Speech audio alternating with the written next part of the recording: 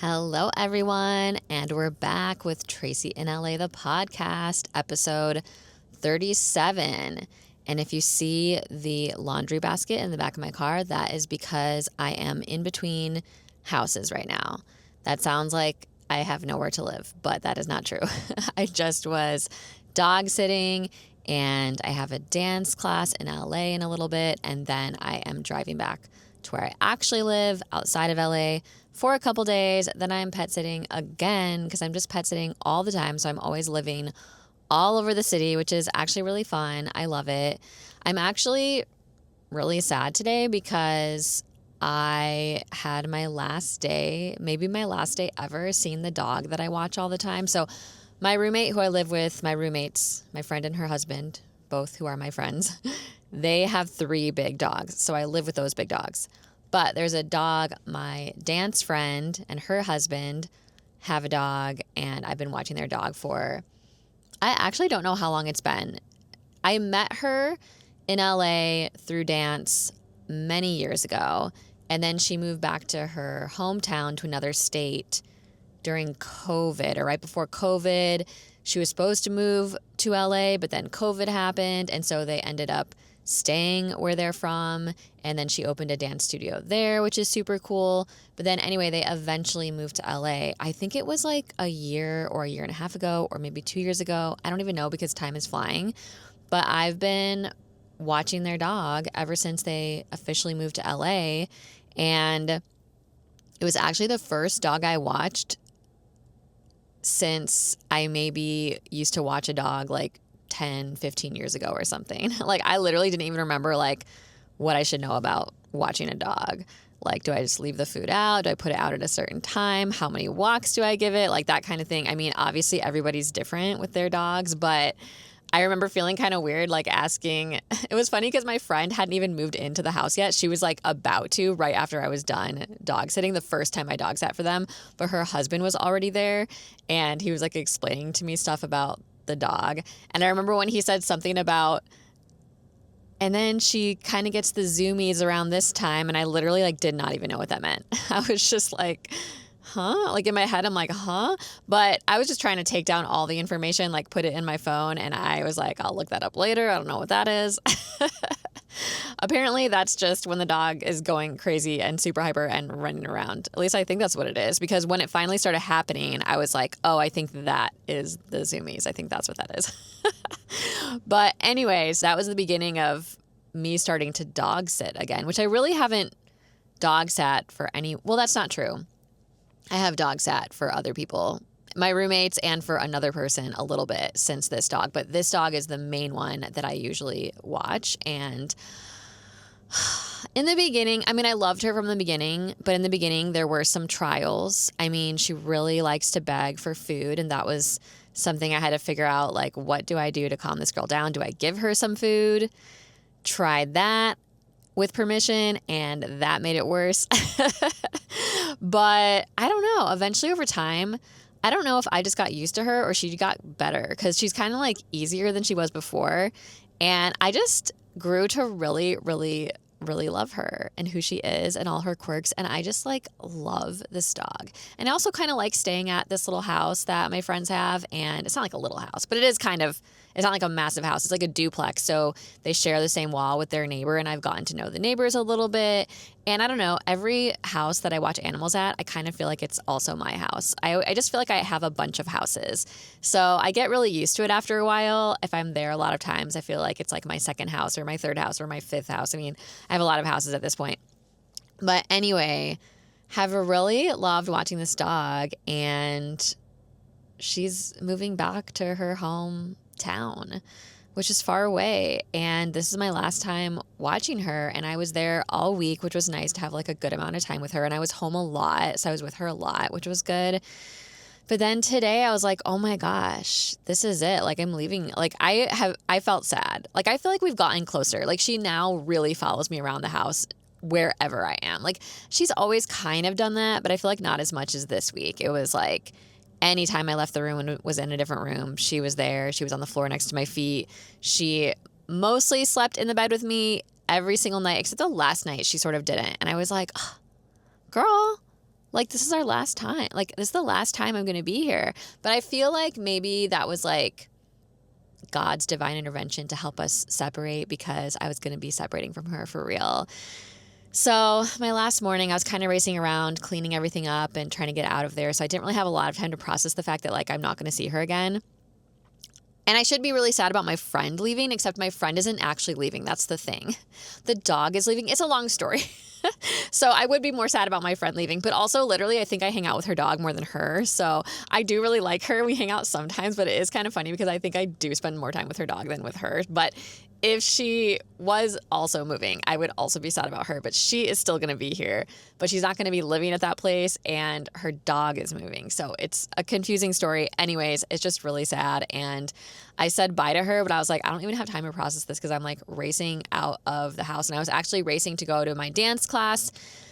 But I had a lot to get done today, and I'm feeling emotional today. And I don't know what happened, but I just like, I got to the studio, I parked, and I was like, I can't do this today. And I just left. I just like left. I don't know. I have a lot on my mind, and I had a lot of errands and things to get done. And I have another dance class tonight, and I was just like, I am going to do something else right now. So that's what I did today. It is today. It is, obviously it is today. It's always today. I'm like, anyways, yeah. So that's my sad story about how I've gotten just really attached to animals in my life lately. And yeah, I'm sad. I'm really going to miss her. She also has like the softest fur ever, but she does not like cuddling, and it's like really sad because she's so soft, like the softest dog I've ever pet. But this week, I mean, I wouldn't say she cuddled with me, but she let me pet her more than normal. Usually I can only get like one pet in. I feel like she's like a teenager, and she's like, ugh, Mom, and she like just walks away. But this time I would like pet her, and I was like, oh, she's not moving. She's like letting me pet her. That's so cute. And like I said, she slept on the bed when I went to sleep. Like, not like cuddled with me. That would be kind of weird anyways. I don't know if people do that, but she usually sleeps at like the end of the bed. Actually, she's so cute because she'll cuddle up by the pillow before I go to bed, which is kind of gross. I'm kind of like, I've had to sort of get over the fact that she's like kind of on the pillow. I'm like, ugh, I like animals, but I don't really want to be like that close in that way. But anyway, it is really cute because the second that I put like one little part of my body onto the bed, she just like gets up and moves out of the way like so fast. She's so good about that. She's very good at like coming when you call her, like leaving a room when you're like, we're leaving the room now. And when you get on the bed, she moves out of the way for you. But anyway, she spent most every night on the bed with me, which she doesn't always. So that was cute. And I don't know, she was just being like really cute. And when I was on the couch, there's like two couches. She usually goes on her own couch because she really likes to be far away from you for the most part. But she actually came on the couch I was on a couple times, not cuddling, but just like at the end of it. And I'm like, oh, look, she's trying to be close to me. She knows I'm never going to see her again. I don't know. So it was just like, it was a good week, but then I felt sad today, but it's fine. I'll process it later. I did already cry today. I literally cried. I'm like, wow, this is crazy. It's not even my dog. I'm like crying about this. But I was talking to my friend whose dog it is, and she said she was crying too. I don't know. We were just crying, but like she's going to miss her dog too because she's not going to be with her dog for a certain amount of time. And yeah, I'm like, maybe we can just like hang out and like miss her dog together or something. Maybe that's what will cause us to hang out more because we have this like shared bond of like missing this dog. So maybe that's what's going to happen. Anyways, we'll see. That's the dog update. I want to give you guys a food update because I have some updates about that. Okay, remember last time I said, I know I told you guys I got like stomach sick and whatever from something that I ate, and how I ate that cookie and I didn't think it was from the cookie, but I also didn't get a headache from the cookie. So that was cool because I usually get migraines from eating sugar. Okay, I did want to update you that I did get a headache later. It took about a day and then I got one. So something I didn't remember about eating sugar because it had been a while since I ate sugar is that sometimes the headache or the migraine doesn't start till a day or two later. I totally forgot that. I thought if it hadn't come by that night that I was fine. And it wasn't like a full-blown, like, worst migraine of my life type of thing because I did only have one cookie. But it was enough of an annoyance of a headache that I was like, yeah, I still can't have sugar for multiple reasons now.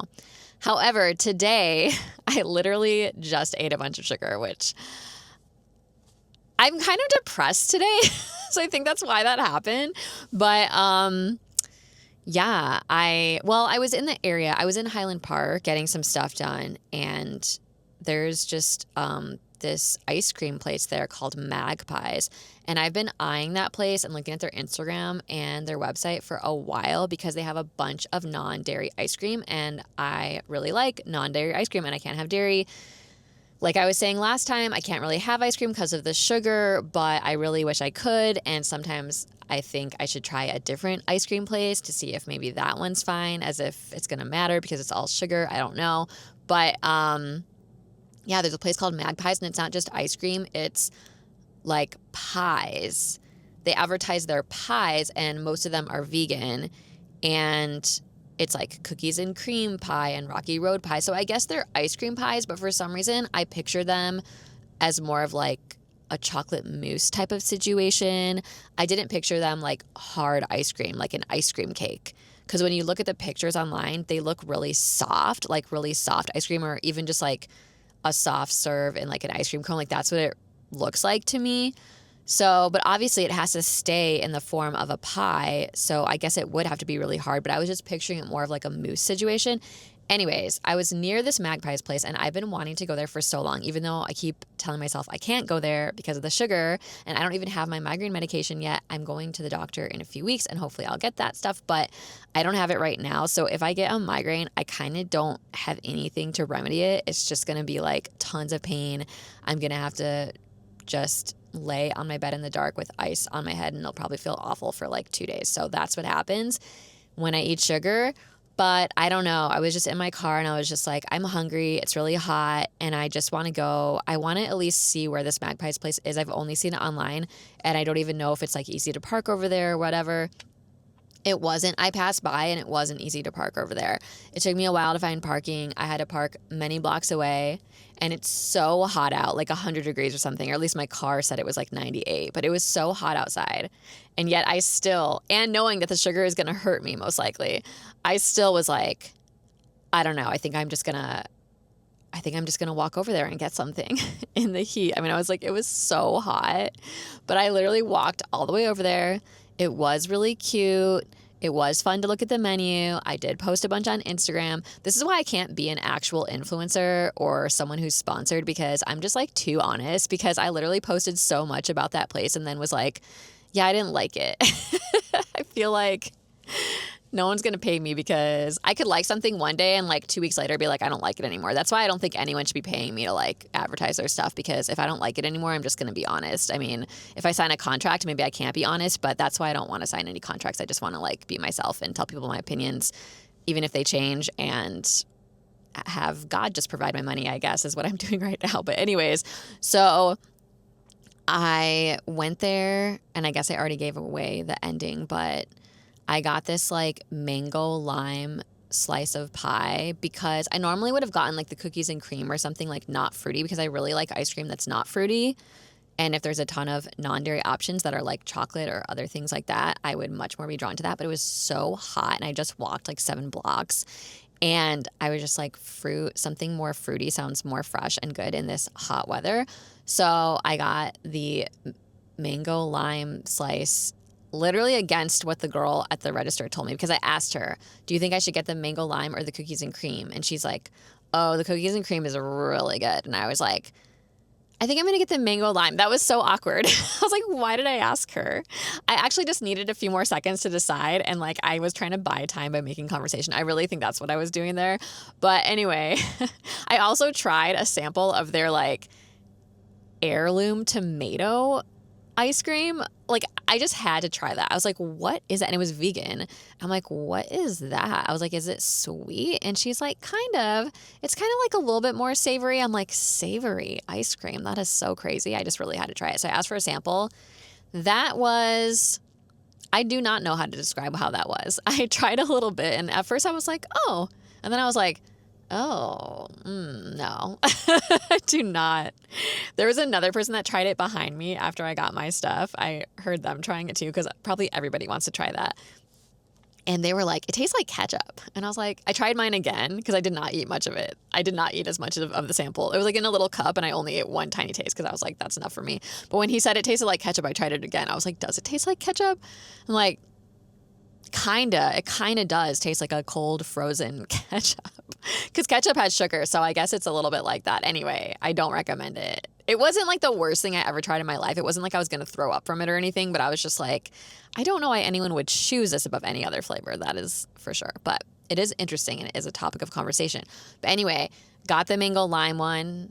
She gave it to me in this like plastic container very quickly, which made me feel like they're just already in plastic containers. Maybe that's not true. Maybe she cut a slice out of something, but it didn't feel like fresh. But it's like, it's ice cream. Why would it be fresh? That doesn't even make sense. Like, I think I just didn't have the right picture in my brain of like what this place actually was. I really had this like fantasy picture in my head. I feel like that's some kind of metaphor for life, the way we think about things and we like idolize them and we're like, oh, it's going to be so great. But we have this like picture in our head, but it's like not really what it is. That's kind of what happened here. So I'm glad I did it. I'm glad I spent the $10 because I've been thinking about that place for like a year. For like a whole year, I've wanted to go to that place. And now I can get it out of my head and be like, I don't even like it. I don't need to go there ever again. So I paid $10 for, I mean, it is a really elaborate slice of pie. So it was probably worth the $10 if you liked it. But yeah, I took a few bites. The whipped cream, the vegan whipped cream was kind of good. But it had this like really sweet, like orange, like sauce thing on top of the whipped cream. I needed to scrape that off. That was really gross tasting to me. And that same soury stuff was in a layer of the cake or the pie too. So I was like, oh, I wish I could like not taste that again, but it's like kind of through the whole thing. And the graham cracker crust and the whipped cream on the top, both of those were good, minus if it touched anything else. But the actual ice cream, I mean, it was just like hard ice cream. And I don't really like fruity ice cream anyways. And I wanted it to be soft. I wanted it to be more like a mousse, which I guess is why I like the whipped cream. Anyways, it just wasn't good. I kept eating it. After the first bite, I was like, I don't really like this. I should probably stop because I already don't want to get a migraine from this. And if it's not even good, then it's really not worth it. But I was like, I just paid for this. And then I was telling myself, Tracy, it's a sunk cost. I used to really like economics back in like, I don't know, high school or college. It was probably college. And I really liked the term sunk cost, which is like, I think it was from microeconomics. And it's when like you already paid for it. Like I already paid for this. So in my mind, I'm like, I need to eat it because I paid for it. But like, I can't get my money back. I already paid for it. I mean, maybe I could have said I don't like this. Can I get my money back? But that's just like, I don't know. I didn't want to be that person. I didn't even really think of doing that actually. But you already paid for it. So now the only thing that's going to happen from me eating this is I'm probably going to feel sick later or get a migraine. So the fact that I paid for it, it's a sunk cost. Like I can't change that. But I could just not eat it because I don't like it anyways and I don't want to get a migraine. But still in my head, I'm like, but I paid for this. I should eat it. So I ate half of it, like not liking it. I kept trying to think, like maybe I was trying to just eat the whipped cream without that little orange sauce. I kept trying to scrape it because I couldn't get it all off. And I was trying to just eat the whipped cream. I was trying to just eat the graham cracker part. And then I kept trying the ice cream, being like, maybe I'll like it this time. Even though the last 3 times I put this in my mouth, I didn't like it. I was kind of hungry too. So I was like, well, I did pay for this and I am like a little bit hungry. So at least that will like satisfy me a little bit, which I'm really hungry right now. So it didn't really. But anyways, I ate like half of it. I threw it out. She didn't notice. The girl at the register, she was really nice. So I just said thank you because she was a very nice person with good customer service. But I just didn't like that pie. Maybe I would have liked a different one. Or maybe if I was in the mood for like that kind of ice cream, I would have liked it. I'm not saying like don't go there. If you like ice cream, you might like it. They did have a lot of cool flavors. And the pies, if you're in the mood for like an ice cream cake type of thing, the whipped cream was good. I'm sure the ice cream is good if you get a flavor you like. Like, why did I get a flavor I didn't like? That was really weird. That's why I felt like I probably shouldn't ask for my money back because it was like my own fault. Like, why did I order that one? She even told me not to order that one. Practically, because she said the other one was better. But anyways, that was my experience today, and I'm doing okay right now, but usually the headache doesn't hit me till a few hours later or the next day. So please pray for me. I mean, I only ate half of it, but there was probably tons of sugar in that, more than that cookie that I had last week. So praying for the best with that, and now I'm just I'm not even craving, like, I am craving healthy food. Literally on my walk back to my car, I was like, I just want bell peppers. I want like slices of bell pepper and a salad right now.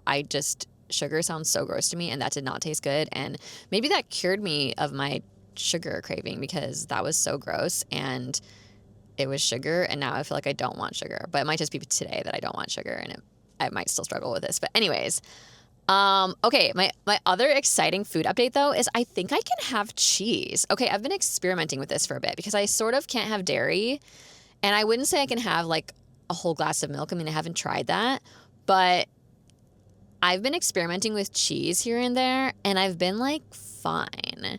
So this is super exciting. I ate a 5 cheese pizza. It was called 5 cheese pizza. It was a frozen pizza at the place I was house sitting last time, not this current time. I can't remember if I told you guys about that, but I ate like the whole thing in one night because I was really hungry, and it wasn't that big. No, I ate it in 2 days. I can't remember. I couldn't remember. But anyways, I ate it in 2 days, and I never got sick from that. And it was called 5 cheese pizza. There was a lot of cheese. And I was like, wow, that's exciting.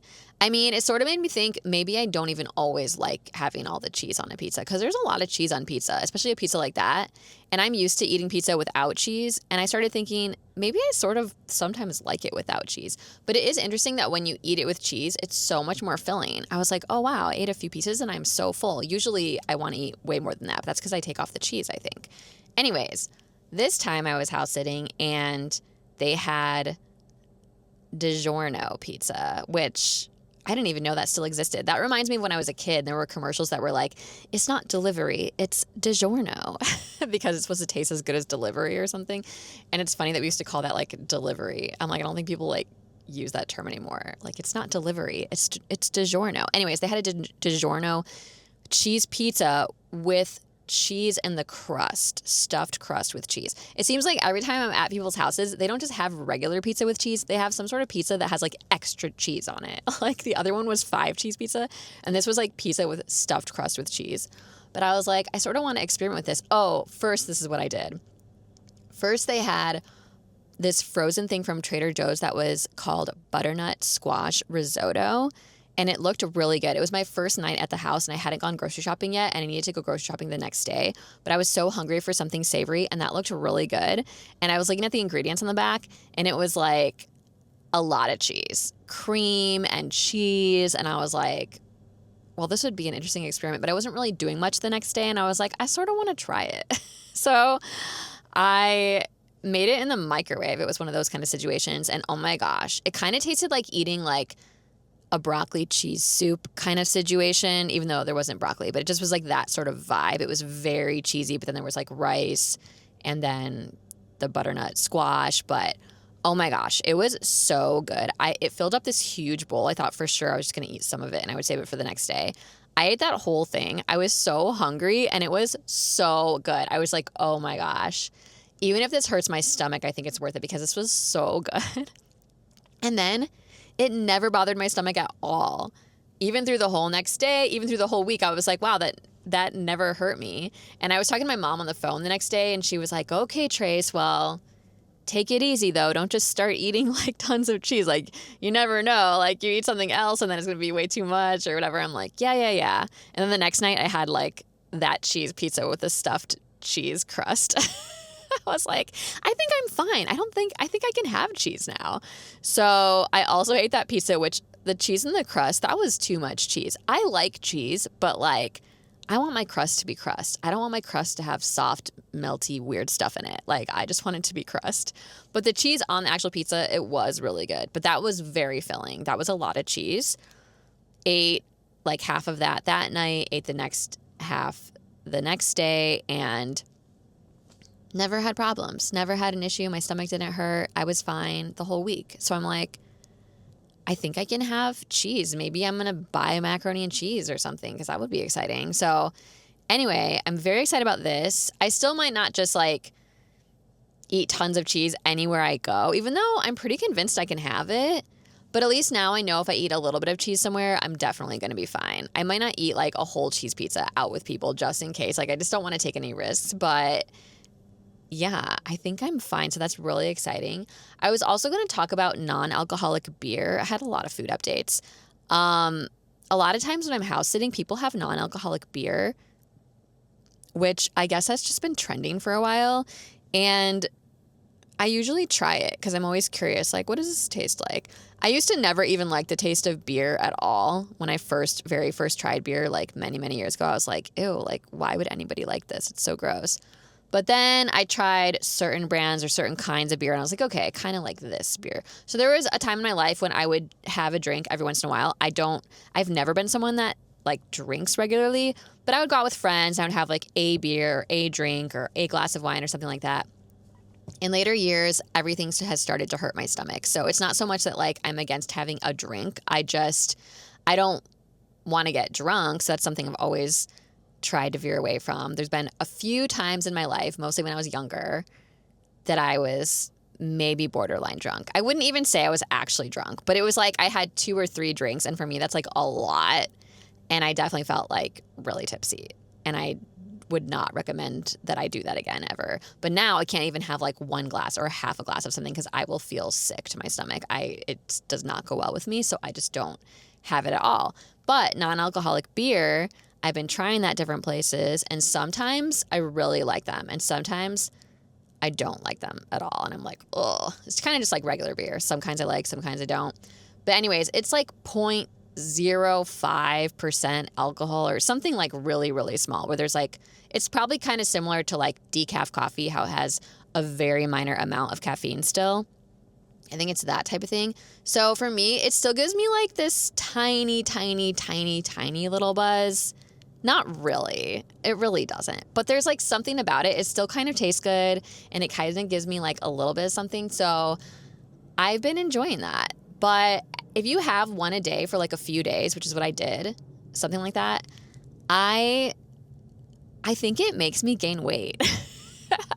It wasn't affecting me, like, it wasn't making me feel sick or like giving me migraine or anything, but it was like my pants are feeling tight. I mean, who knows? Maybe it was all the cheese I ate. That's probably more likely that it was the cheese. But I'm like, my pants were feeling tight, and I just do not like that feeling. And I was feeling kind of more depressed. I think whenever I consume something like that sort of makes you a little bit happy, even though it's like such a slight amount of alcohol, but I still think there's something about it that still puts me in like a little bit of like a fake good mood. I call it like a fake good mood when it's like coffee or alcohol or something like that, or chocolate or sugar. Because you could be in a bad mood, but like have those things and then you feel like you're in a good mood, but it's really just like the drug taking an effect. So anyways, I do feel like the first day that I didn't drink that, I was like really groggy and kind of depressed. So between that and feeling like it was making me gain weight, which I have felt that before, I don't think it was the cheese, because there was another time I was house sitting and drinking some of those, and I didn't have cheese or anything that was unhealthy during that time. And I also felt like my pants were getting tighter, and I was like, I think I Googled it, like, does non-alcoholic beer like make you gain weight? And I don't remember what it said on Google, but I don't know. I just think I'm supposed to just drink water. So anyways, I mean, I love water. It's fine. Also, when I'm drinking that kind of stuff, I don't drink as much water. And I really need to be drinking a lot of water and eating a lot of fruits and vegetables. That's what I'm trying to do. And protein. And yeah, I don't need to be eating sugar and alcohol or non-alcoholic beer or any of these things. So I don't know. That's my opinion right this second. And yeah, probably not supposed to be eating cheese either. I don't know if does cheese have anything good for you in it? I'm not really sure, but I am very excited that I can have cheese sometimes. So I will be incorporating that into my diet, I think, but maybe still not on the regular, because I'm still a little bit like, can I really though? But literally I've experimented 3 times now and I've been fine with like a lot of cheese too. So I can at least have a little bit of cheese. So that is my exciting food update. Let's see. Last week I was like, I can't do Poshmark or TikTok. These things don't work for me. And then the other morning I woke up and I had like 30 notifications, like a little 30 on my TikTok app. And I was like, whoa, what is going on? I usually don't even have like any notifications on TikTok. And so I opened up my app and one of my reels like went viral. I'm just kidding. It went viral for me. I posted a video of my tap class, which I'm going to get into all the dance classes I've taken recently, but I posted a video from a tap class and it got like 29 likes or something, and now it's up to 39, that is viral for me on TikTok, because on TikTok I get like 1 like or 0 likes or maybe 4 likes, barely any views. And so when I had that many likes on my little silly tap video where I'm not even doing anything great, I was like, oh my gosh, look at that. That's crazy. I was like, maybe I should post some stuff on TikTok once in a while. It's actually been keeping up pretty well with the same posts that I did on Instagram. Like my tap post on Instagram has the same amount of likes as TikTok, which is really crazy. I'm like, wow, what is happening? Am I a TikTok person now? I've been trying to get on it a little bit more lately and watch other people's stuff and sort of like see if I can like it, if I get a little more used to it. But I still don't think I'll ever really, really like it the same way I like Instagram. But anyways, just wanted to update you on my exciting social media accomplishment. And, speaking of social media, sometimes I feel like God just gives me content. Like sometimes I don't even know how I get videos of things, or like before I got on Instagram, so I was off social media for 10 years, got on Instagram a few years ago. But before that, right after the pandemic, when I started dancing again after my injury was over, I was injured for like a year and couldn't dance. I started going back to all these classes and trying different classes, and I wasn't on social media. So anytime I got a video, I would send it to like my family or a couple of other friends that I liked sending my dance videos to. And that was it. They were my social media basically. And my one friend who also does dance, I would send her a video like after every class practically. I would just keep sending her dance videos because she loved to see them, and she always gave me really good like feedback and encouragement and stuff. And at one point she was like, how do you get videos from every single class? You like always have a video, because she takes dance class too, or she used to take more dance class. But yeah, back in the day, back before COVID, I wasn't getting video. I was barely ever getting a video from dance class. And then when I went back after COVID, one of my first classes back, they were like, okay, everyone, last round, everyone put their phone at the front if you want to get a video. And I was like, oh, okay. And then I just started, like, every class I was taking was doing stuff like that. And I was like, oh, I guess we get videos. So I remember telling my friend, like, I don't know. It's just like every class I take, people are taking videos, and I keep getting videos. So it's just like funny that I've become this like dance video person, because I really never was. I really have been pursuing dance for like 10 years now or something. And I most of that time never got like one video. I maybe have 1 or 2 videos from that whole time in the beginning, like the whole first like 7 years. And I actually thought it was annoying and weird when people wanted to take videos. I'm like, oh my gosh, let's all wait till we get better to get videos. Why do we want videos right now? I used to think that. And like when people would once in a while ask me to video them, that wasn't like a regular thing back before COVID for me in my classes. That was not a regular thing. But once in a while, there was a person who I didn't really know her, but she would often ask me to take a video of her.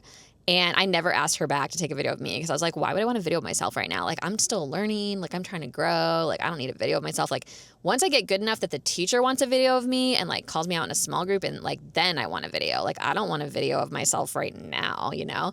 And I felt like she was very much a growing dancer, just like me. I mean, we were in a lot of beginner classes together. So I would just like, why does she want, like, not to say she's not like doing well or that we're both like growing and stuff, but I was like, why does she want a video of this? Like, we should wait till we're like doing better and the teacher picks us and the teacher wants a video. That's what we should wait for. So it's kind of funny how much I've like 180'd on that now. But yeah, why was I talking about this? I have no idea. Oh, because after the pandemic, I started getting videos of everything, like just accidentally. Like I wasn't even trying. That was not my goal. I wasn't even on social media. But every single class I took, everybody was taking videos. So I just got like really used to that. And I was like, I guess I'll do it too. And so then I just started sending them to my family all the time and to my couple friends all the time. And yeah, my one friend just thought it was so funny. Like, it's so crazy how you get a video every time. I'm like, yeah, I like do not know. The obsession with like wanting to get a video every time definitely came later after I got like more used to, but I always get a video. So then even in classes where not everyone was taking a video, I'm like, but I want to get a video because like for a year or two, I was only in classes where everybody took videos. And so I was just really, really used to that.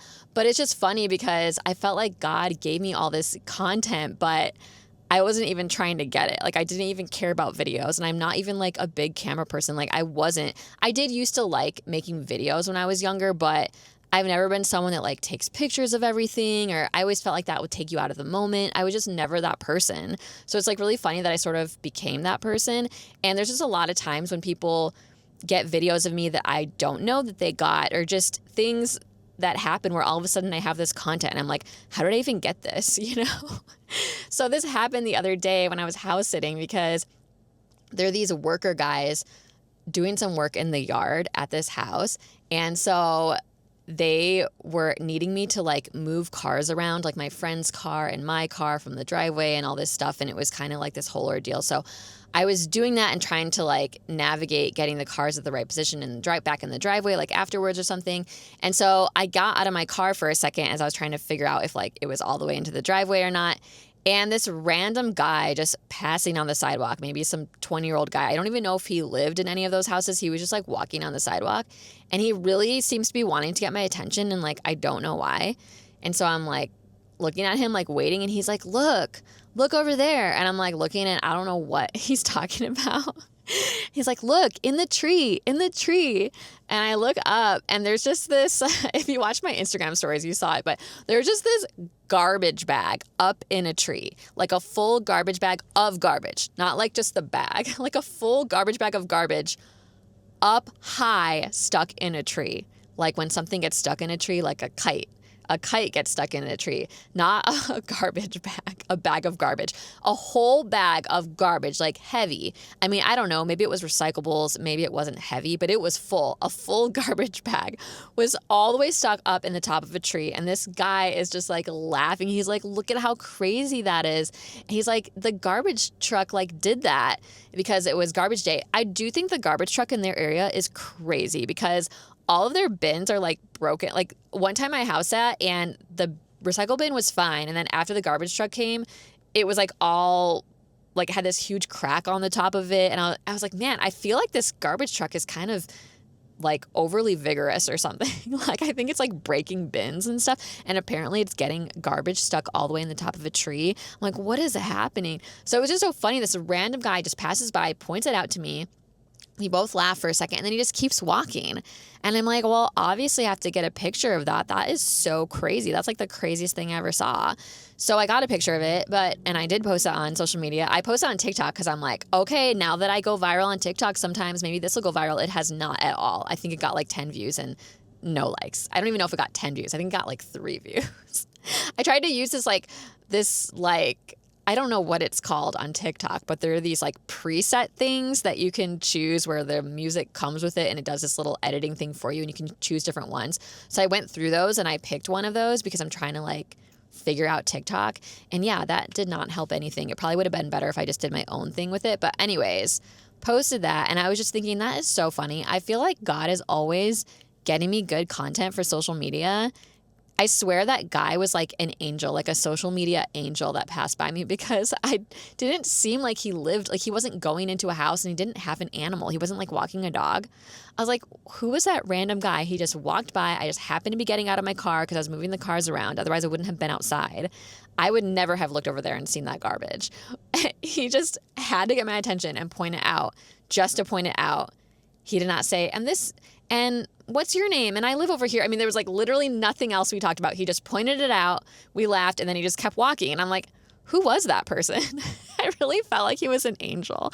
I'm like, he's a social media angel helping me get content for social media. That was crazy.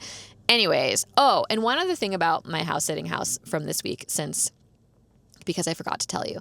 I was sad about the dog because I'm never going to see her again. Well, hopefully maybe one day I somehow will see her again. I'll have to go all the way to the state that my friend is from, or maybe they'll bring her back here at some point. I don't know. But anyways, also, so I kind of know the neighbors because it's a duplex and they share the wall with like a neighbor, this other married couple, but they were gone. They were going to be gone part of the time that I was house sitting. They were also going to be gone because I guess they were asking my friend if she knew of any dog sitters or maybe if I could do it or something. But my friend was like, well, she's already going to be here because we're gone, whatever.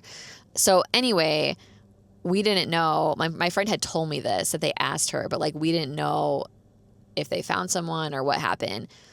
So my last night dog sitting, so that was yesterday, I was coming back from a walk and I am on the sidewalk really close to the house, and there's a girl walking a little dog, and our dogs start trying to like sniff each other or whatever, and she all of a sudden right away says, oh, I'm the pet sitter. I don't know if she can like, if she's okay with dogs, or I don't know. It's so funny because like that's something I often say because I just like don't want whatever dog I'm watching to like attack another dog. And I'm like, I'm so sorry. Like I thought they were fine, you know? I don't want to like get my friends who I'm dog sitting for into any sort of like legal situation. So it was just funny when she was like, oh, I'm the pet sitter. Like she just sounded like me. And I don't know. I just felt this like connection, like I could relate to her. And I was like, oh my gosh, I'm the pet sitter too. That's so funny.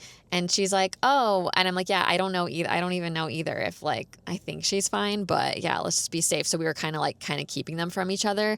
And it was kind of getting dark. It was actually pretty dark by this point, and I didn't have my glasses on. So I didn't recognize like the dog at first. I was like, oh, what's your dog's name? And like she tells me the name and I'm like, oh my gosh, wait, you're like my neighbor. like literally we have the same yard. Like it's a duplex, so it's the same front yard. Like the dogs go into the same front yard. And we were both standing right outside the house, but I just thought we were just passing each other on the sidewalk. But we were both standing outside the house. We were both staying in.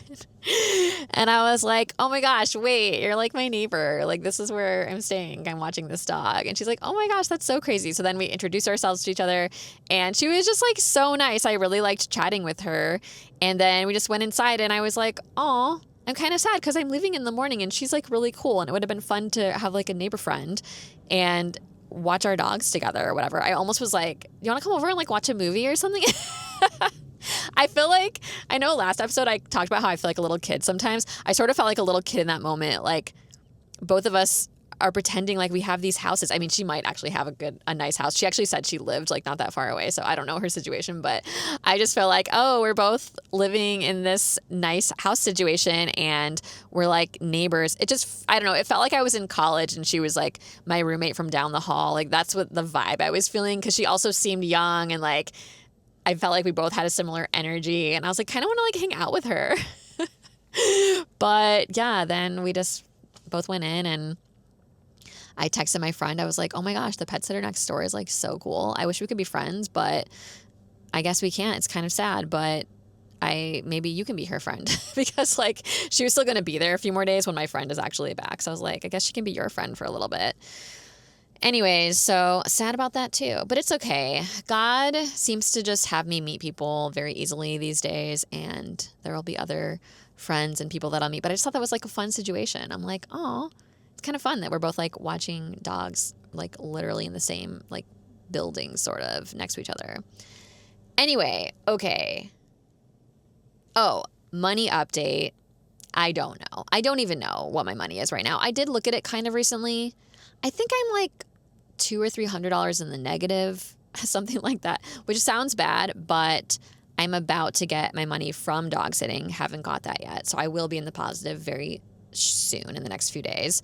And then I am cat sitting end of August. This all worked out really great because I told you guys about that studio by my house that I really like. That's $100 for unlimited for the month, and they have classes Monday through Thursday night. And if I go to all the classes for adults, it's like $5 a class, and the classes are so good and the teachers are so good.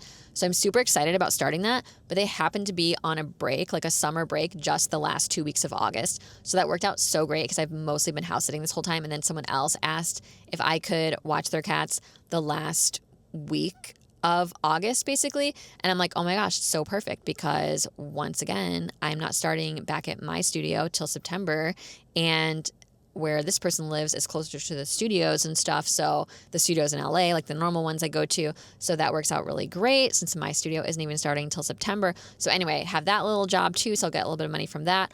Also, the beginning of September, I'm supposed to get my T-Mobile money from switching from Verizon to T-Mobile. That's like $300. Sounds like I have a lot of money. It's not going to be a lot of money, but I do think I will be in the positive. I don't think that I will still be in the negative, although right this very second, I am in the negative. So that's my money update.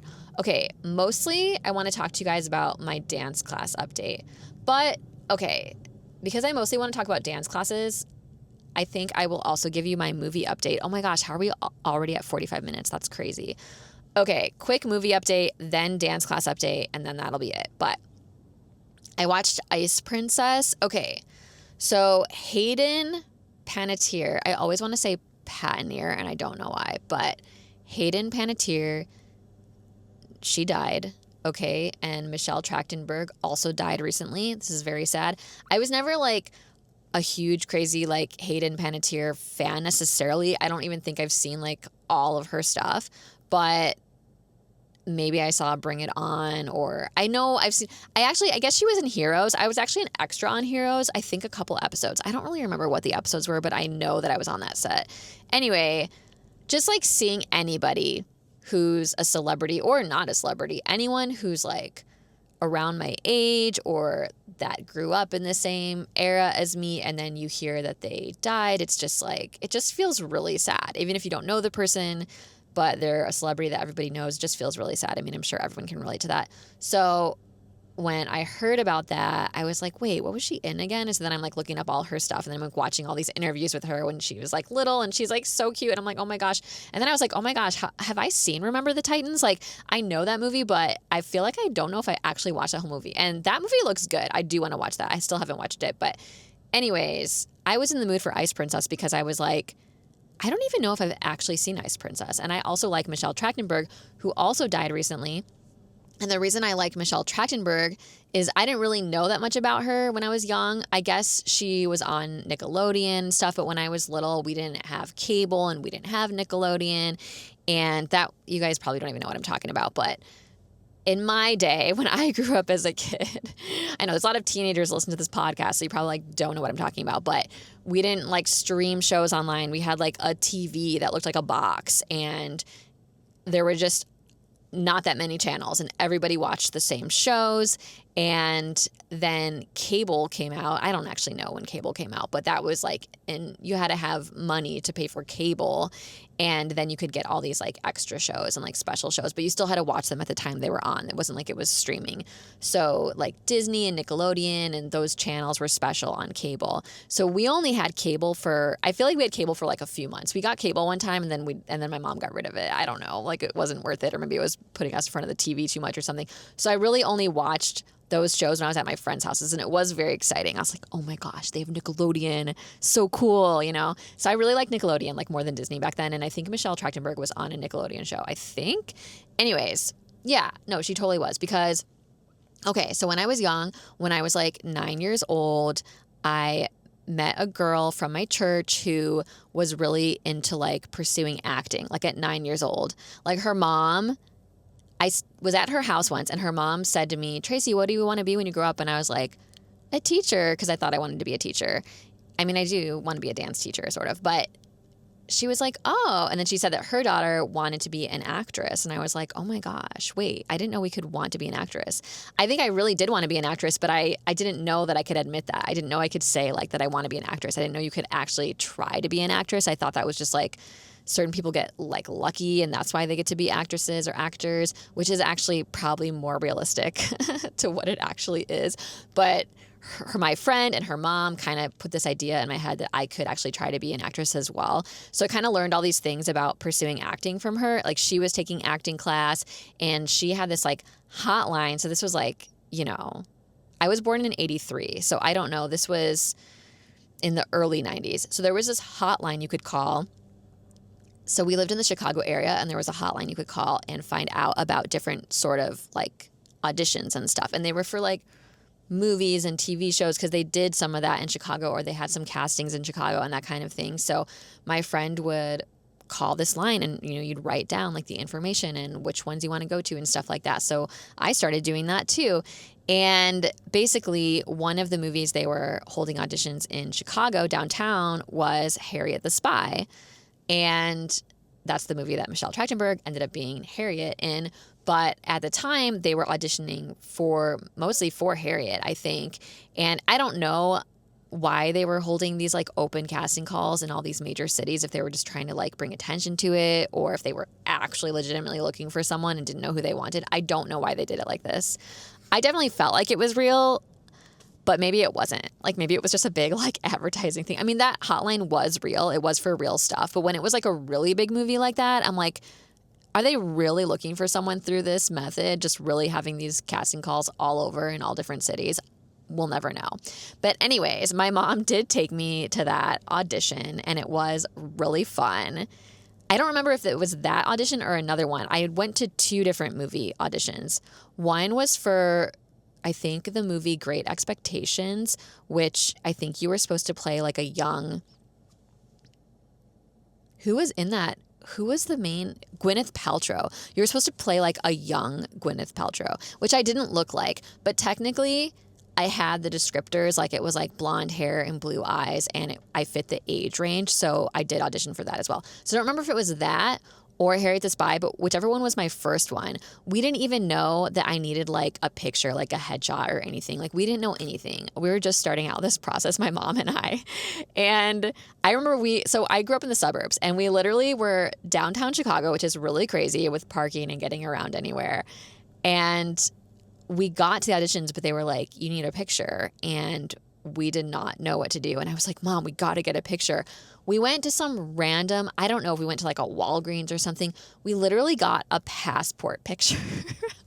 I have not thought about this in a really long time. And now that I'm thinking about it, I'm like, that was so crazy. Like, I mean, kudos to my mom, who was like, yeah, let's make it happen. I mean, she could have just been like, we're going home. Like, we don't have this stuff. We're going to have to get it for next time or something. But yeah, we got like a passport photo that I brought. And so I don't remember which audition that was.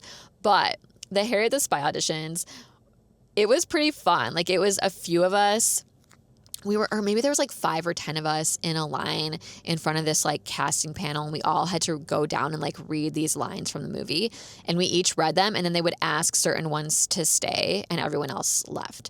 So in the first round, I was one of the ones that got to stay, and it was just like 3 of us. And I was like, oh my gosh, I got picked, like so cool. And then, yeah, I remember reading the lines with some casting person in a room, just like we were sitting on chairs, and I was just reading the lines back and forth with her. And I remember her telling me, okay, so this is a movie, it's not a play, so you don't have to like do it big or anything. Just say it, the lines, like you're just talking to me, like you're just sitting next to me talking to me. So that was a very good tip that I didn't know, because I think I had been in one play at that point. So I hadn't really done a lot of acting at all in general when I was 9 years old. Or actually, sorry. It was when I was 9 that I met that friend and started to like take acting class and stuff, but it wasn't, and I was in a couple plays at school, but I didn't do the Harriet the Spy audition till I think I was like 11. So we were kind of pursuing acting for a couple of years together, like me and my friend. And so I think I was 11, because that was the age range for Harriet the Spy. I think it was like 10 to 12 or something. So anyway, I was used to plays, now that I'm remembering. I was used to being in plays. And so, yeah, she was like, it's just a movie, so just like, you can just use your regular voice. Da, da, da. I'm trying to imagine like what I did. I don't remember what I did that made her say that, but it's pretty funny to think that maybe we were sitting next to each other on seats, and I was just like belting out the lines or something. Like, what was I doing that made her say that? I have no idea. But anyway, so then I said the lines differently, and I think she liked that better or whatever. And then they were like, okay, thank you. And then I left with my mom, and I remember walking out there were some other girls that were leaving too, and they were all kind of like chatting about the experience and everything. And I ended up talking with some girls as I'm walking with my mom, and I said to them, like, I was like, oh, what do you think it means that I got called to like stay back after the first group, but then after that I just left? Because I think I heard them talking about going to like an even further round or something like that. And I was like, well, what do you think it means if I got to like the second round, but then I didn't do anything after that? I just like did the second time reading with the person, and then I just left. And I remember one of the girls was like, I don't know, maybe they want you for like one of Harriet's friends or something. I think we were all just like totally clueless. Like we were all going to get parts in this movie. I mean, who knows? Maybe they did find someone for some part for the movie, but I'm pretty sure everybody in that movie was like super famous. So I do not know what these auditions were about. I'm like, what company was holding that? Like, was that some kind of advertisement for acting classes? Like, I have no idea. It might have been legit. I just really have no idea. I know there was legit stuff on that acting hotline. I just don't know if that was really one of them. I mean, that was like a real movie, so it had to be like somewhat legit, but it was just funny how none of us knew anything. And I think I was waiting for weeks. Like, maybe they're going to call me. Maybe they want me to be one of Harriet's friends on Harriet the Spy. And then when I started hearing more about Harriet the Spy, when it was coming out, there was a lot of advertisements about it and commercials and clips and behind the scenes. Because I was recording everything. I feel like I might have had cable during that short span of time because I remember trying to record everything. Like, so back in the day, you would use like a VCR with a VHS tape, like these big tapes. That's what you would watch movies on. But you also could get blank ones and put them in the VCR into the little, I don't know, machine or whatever. And you hit record and you could record whatever was on TV. So I would try to record like all these behind the scenes about Harriet the Spy because I was like, oh my gosh, that was a movie I auditioned for. That's so cool. And then I saw that it was going to be Michelle Trachtenberg and I was like, oh, well, she's just like a big Nickelodeon person already. That's like who they got. Because I thought it was going to be some random person they found in one of these cities or whatever. So at first I think I was like jealous of her and like disgruntled. But then I started just like watching all the behind the scenes. And then I thought she was really cool. And I was like, oh my gosh, I really want to see this movie. This is so cool. And so actually I saw the movie. I actually just loved that movie. I could really relate to that character. And I really just thought she did great. And I really love that movie. So that's where my heart is for Michelle Trachtenberg, which that might be okay, that's not the only thing I've seen her in. I think, wasn't she in 17 again with Zac Efron? I think maybe. But I haven't seen her in that much stuff. But I really liked her from Harriet the Spy. So anyway, never saw Ice Princess, but both Michelle Trachtenberg and Hayden Panettiere both died recently. Very sad when I heard these things. So I was like, how have I never seen this Ice Princess movie? I'm kind of shocked. I feel like I wanted to see this and I just never did for some reason. So anyway, I started playing that, and especially that's something I do when I'm house sitting because usually it's just kind of fun to watch movies on my friends' like big screens. And so I try to at least find one night that I can watch a movie. It doesn't always happen because I'm usually pretty busy. But yeah, started watching Ice Princess, and at first I was like, I'm pretty picky about movies. Like, I like family, wholesome movies sometimes, but if they're really poorly done or poorly acted or poorly written, I don't care. Like, I don't like it. Like, I'm looking for well-written, well-acted movies. I also don't want to see a lot of violence or gross things or things I don't want to watch, but I'm not going to watch like a family wholesome movie just because it's family and wholesome. Like, it also needs to be good. Like, I'm not going to waste my time, you know? So started watching it. At first I was like, ugh, I feel like this is going to be a bad movie. But then as I kept watching it, I started getting into it, and then I got really into it. I like really liked it. Like, it was sort of cheesy, but like I actually really liked it. It really inspired me, and they are good actresses, and I enjoyed watching them together. And it was kind of sad and weird to be like, they're not here anymore. But I mean, yeah, so I watched it and I got a lot out of it. There was a lot of good messages. I mean, there was a character that kind of did some bad things and basically would never apologize for it and hurt another character. And that character's mom, like, didn't want her associating with the one that, like, hurt her and stuff like that. But she kind of needed to in order to, like, achieve her dreams. And so that was, like, a really interesting relationship that they had. And at one point, the person that, like, wouldn't apologize and seemed cruel, she didn't ever really apologize, but there was like this moment where you could see she did regret and she was sad about what she did, even though she didn't say it in those words, or she didn't actually say she was sorry. And it was like the other character saw that in her, and just that was like enough for her to feel like she could work with her. And I thought that was really cool. It just like showed a forgiveness and an ability to like bear with one another. Like, there's a verse in the Bible that talks about bearing with one another in love. And I think that's an interesting verse because people are just difficult sometimes. Like, I'm difficult. Everybody's difficult. So I think it's funny that the Bible says like bearing with one another. Like, you know, people are just hard sometimes, but we're supposed to try our best and just kind of like have grace for the things that bother us sometimes and still have love for those people. So I just thought that was a cool picture of that.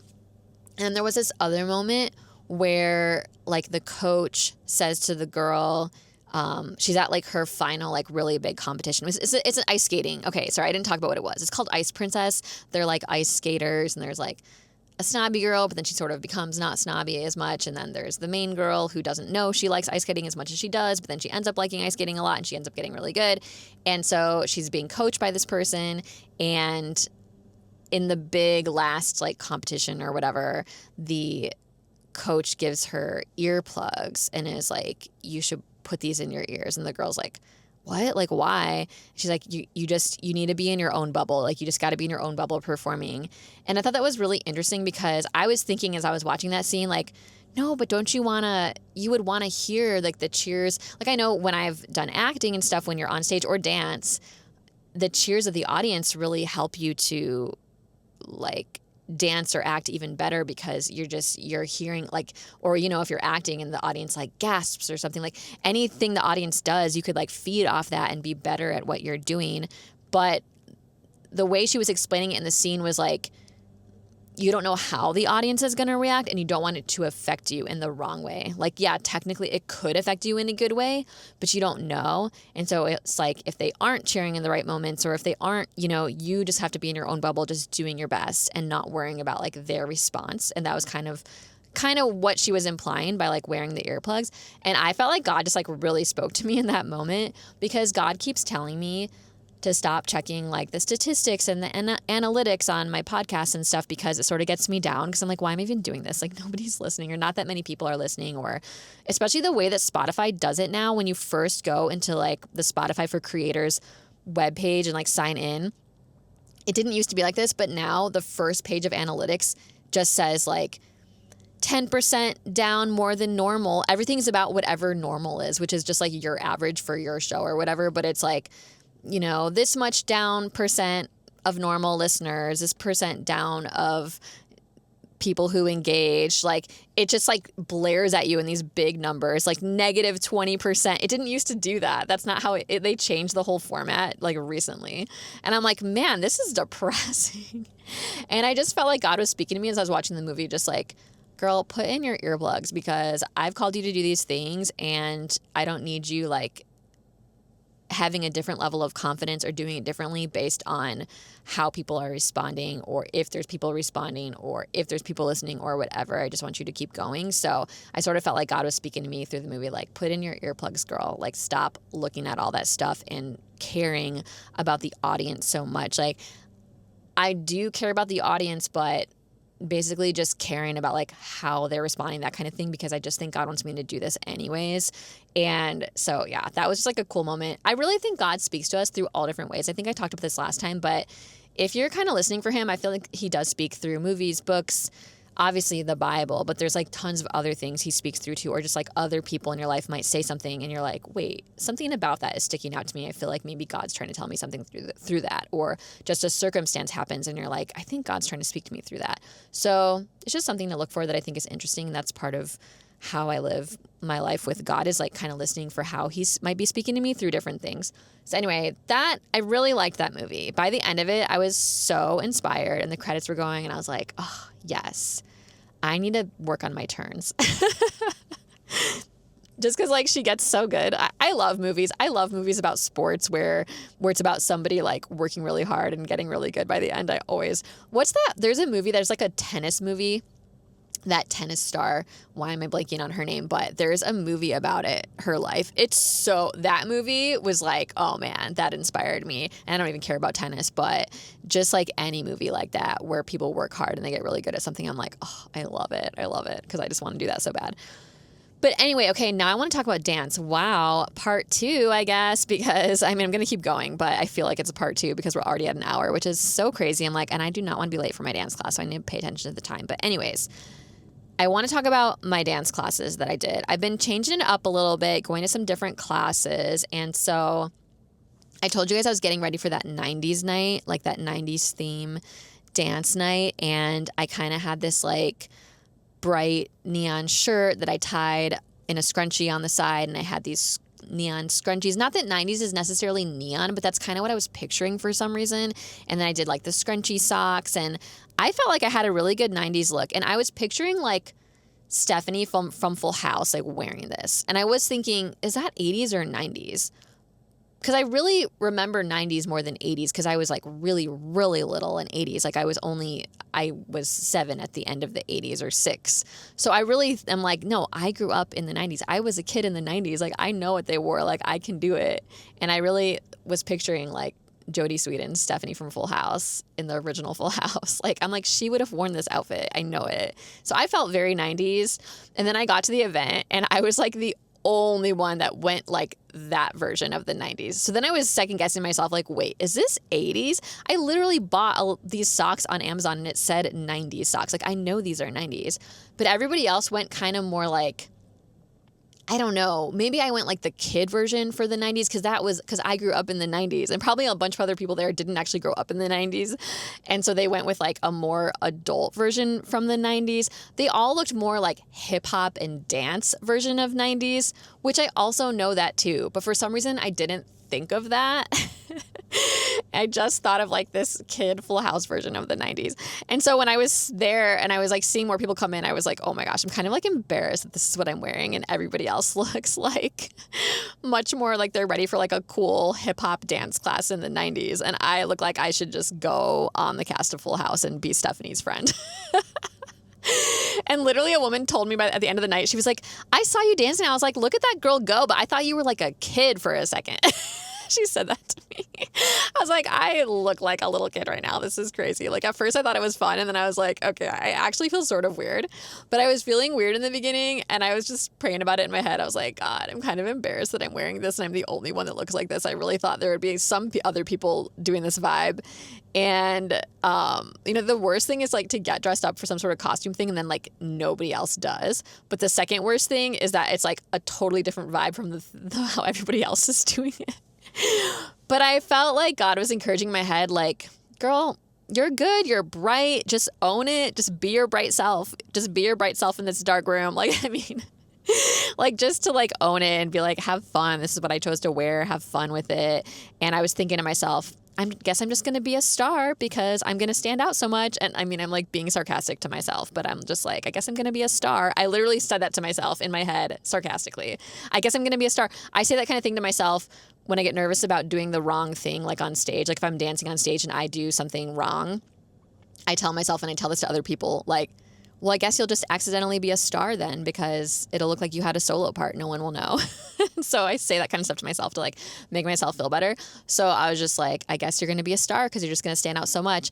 And then what's so funny is we did the whole night. We danced to Stomp by Kirk Franklin, which if you don't know that song, you should look it up. But I love that song. It's so classic, I guess, from the 90s. I don't really remember exactly when it was from, but it's a classic Christian gospel song that everybody used to dance to.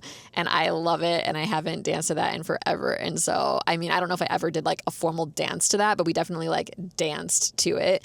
So it was really fun to learn a dance to that. I mean, it was like super easy because it was this like very open level, like come even if you're not a dancer type of event. So they went over the moves like a lot and it was like much more simple than I'm used to. But I mean, it was still, there's always a way to challenge yourself. I mean, I'm not a super hip hop dancer, so trying to like get the groove and stuff is still something I have to work on. So it was still good for me. But anyways, so there was like maybe 60 people there or something. And then they were going to give prizes for the best costumes, but I thought they're probably, even though my costume stands out, they're probably not going to give me the award because like I don't think this is the look that anyone was going for the 90s. And there are other people that have a really good like 90s hip hop, more adult look, and that's probably who's going to get that award.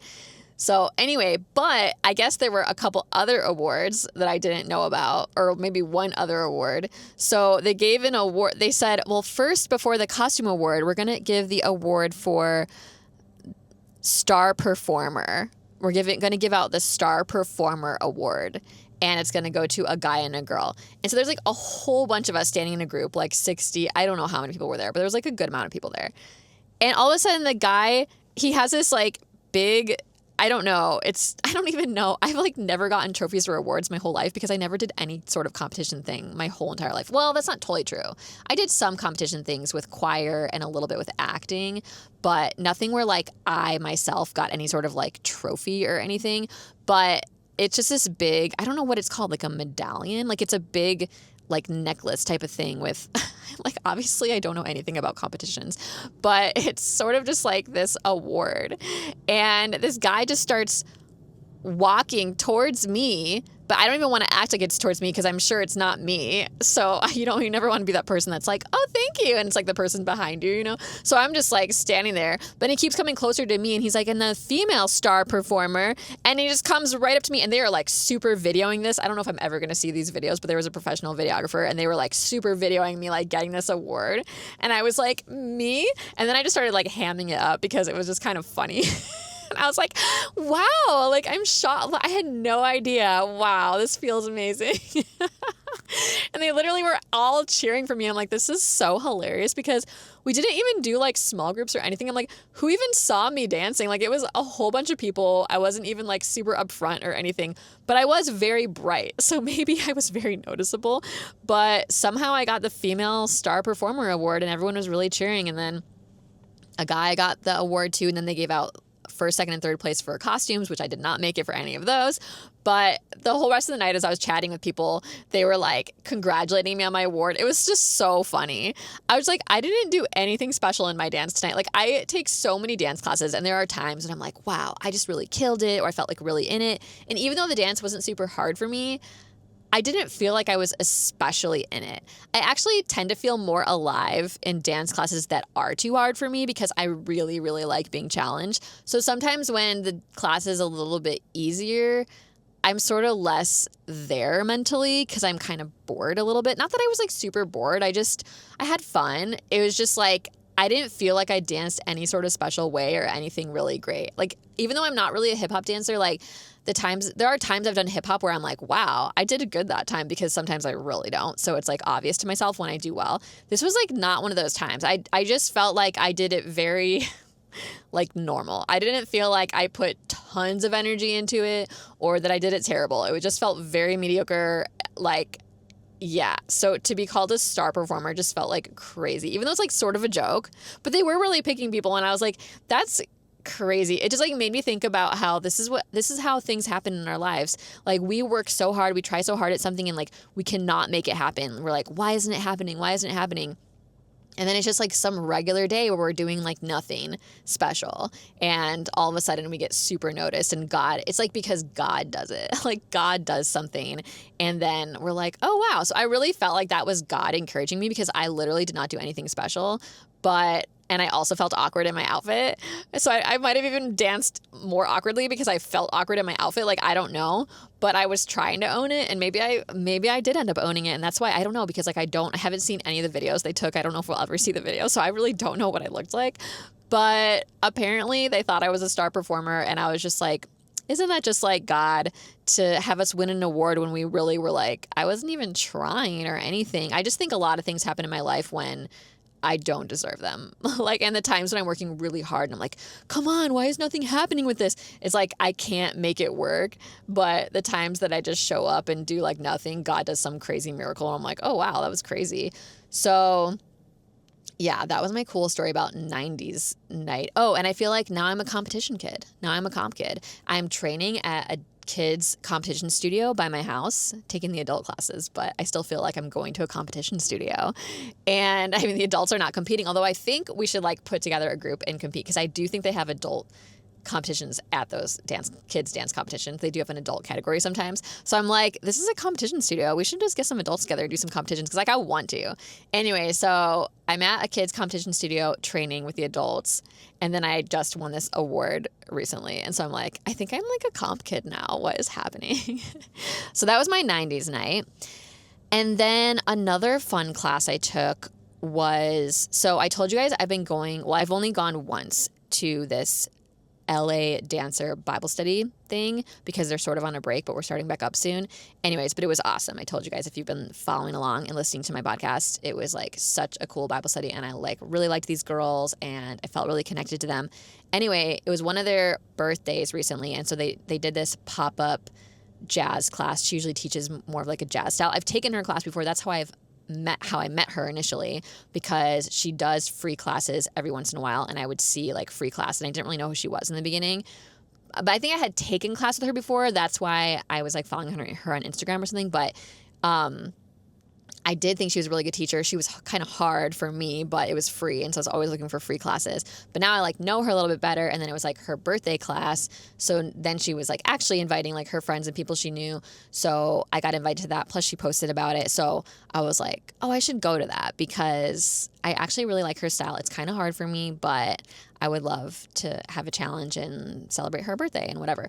So I went to that, and there was probably only like 7 or 8 of us.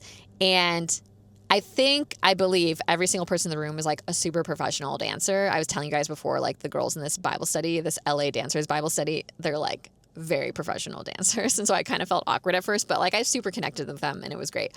But now I'm at this actual dance class and they're very super professional dancers. Now I have taken her class before in the past and it kind of felt like that back then too. So it's not like my first time in that situation, but I was just like, here we are. And like, I just feel weird, sort of like I don't belong because I just feel like a struggling dancer, especially in those kind of scenarios. But I just want to say that I had so much fun. That was the day after the like more beginner hip hop class. And even though that class was fun, the 90s class, the challenge of that jazz class, it was such a long combo. There was a lot of direction changes and confusing weight shifts and stuff like that and confusing things with the arms. I mean, I was really locked in trying to get that. But the joy that I had in that class, well, first of all, like I really liked the song. It was a really upbeat song. I think the song is actually called Joy. And I just really liked the style, and the challenge to try to get it was so fun for me. I just really like being challenged, not challenged so hard that like I'm not getting it at all, then I'll leave kind of discouraged, but challenged where I'm at least keeping up enough that I'm like, oh, that was so growing for me. That was like such a good growth experience. Like that's what it felt like. And all these girls, and we did across the floors too, that were like so hard for me. And it was just like embarrassing because there's only like 7 or 8 of us and I'm going across the floor with a girl who's like a super professional dancer. And I'm trying to figure out these pas de bourrées that are turning 10,000 directions, which I used to take more classes where you did pas de bourrées, changing directions and kind of fast. But this was taught like very fast. There was a lot of weird direction shifts, and even the professional dancers were struggling a little, but they like all got it. And I was like, oh my gosh. By the second time we went across, actually I think she had us redo it because to get it really good. So we went like across left and right, and then I think we went across again to try to get it better.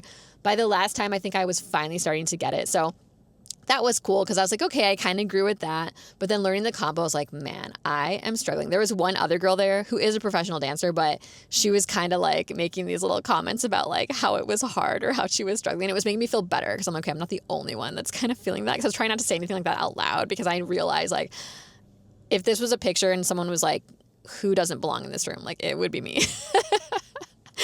But everyone was so nice to me, and it was so much fun. I felt so included. She just divided the class in half at the end and just took videos just of like groups 1 and 2.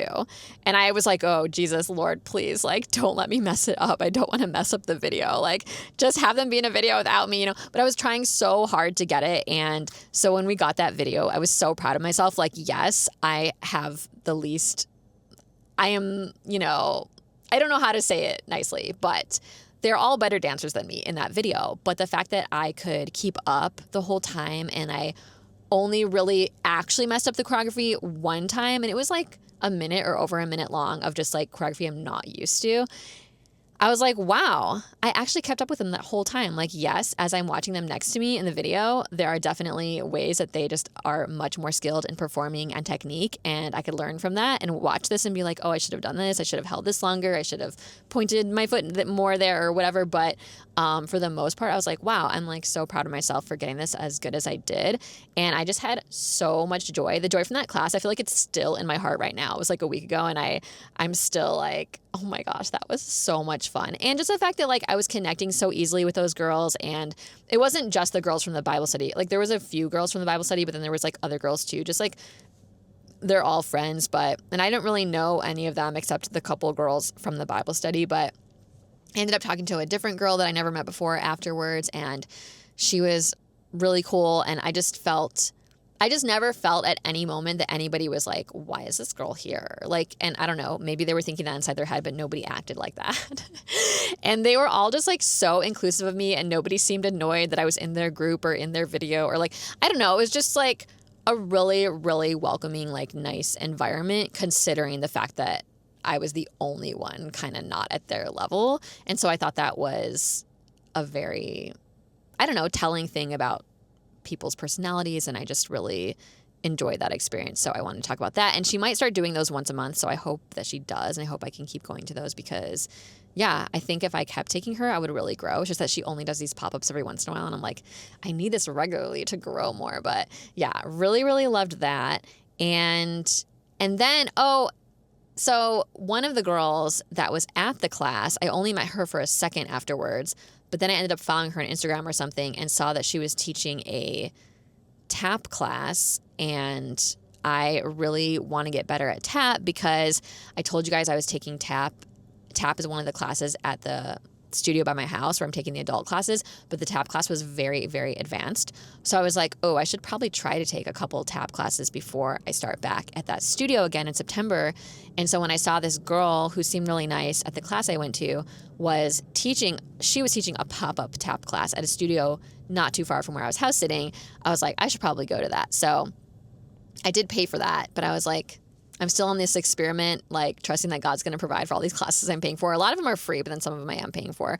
So I went to that tap class, and it was so good. It was so perfect. There was only 4 of us, 4 or 5, and most of the other girls were more advanced than me at tap. It was called open level, but it was still a very perfect level for me. It was a good challenge, and the teacher, the girl, my friend that I sort of became friends with through this other class, she was a great teacher.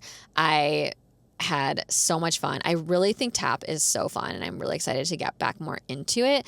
But yeah, there was this one part where the weight changes and what we were doing with the feet was kind of confusing. And then the teacher, but I was trying to get it, and I was like working at it. And the teacher was like, okay, and if you want, and it was only an hour class, so she kind of had to throw it at us a little bit fast. And we already did a lot of across the floor and stuff, so there wasn't like tons of time for the combo. She was like, and if you want for this part, you can like turn it.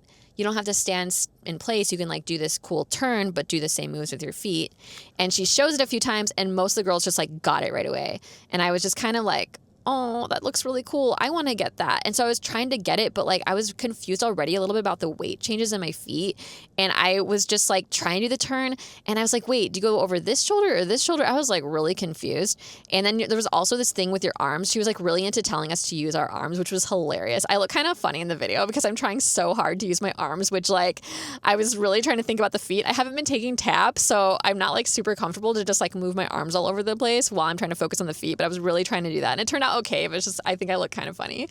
But yeah, the turn, I tried it a few times, but then when we were doing the combo, it was kind of fast. And I had to just tell myself, Tracy, get rid of your ego. You are not ready to work on that turn right now. Just, there's not that many minutes left of class. Just work on the feet, like work on the turn at home. Like you can watch the video and try to do the turn, like look at how other people are doing it. But right now, you are at the level where just the feet is challenging to you. So just like figure that out.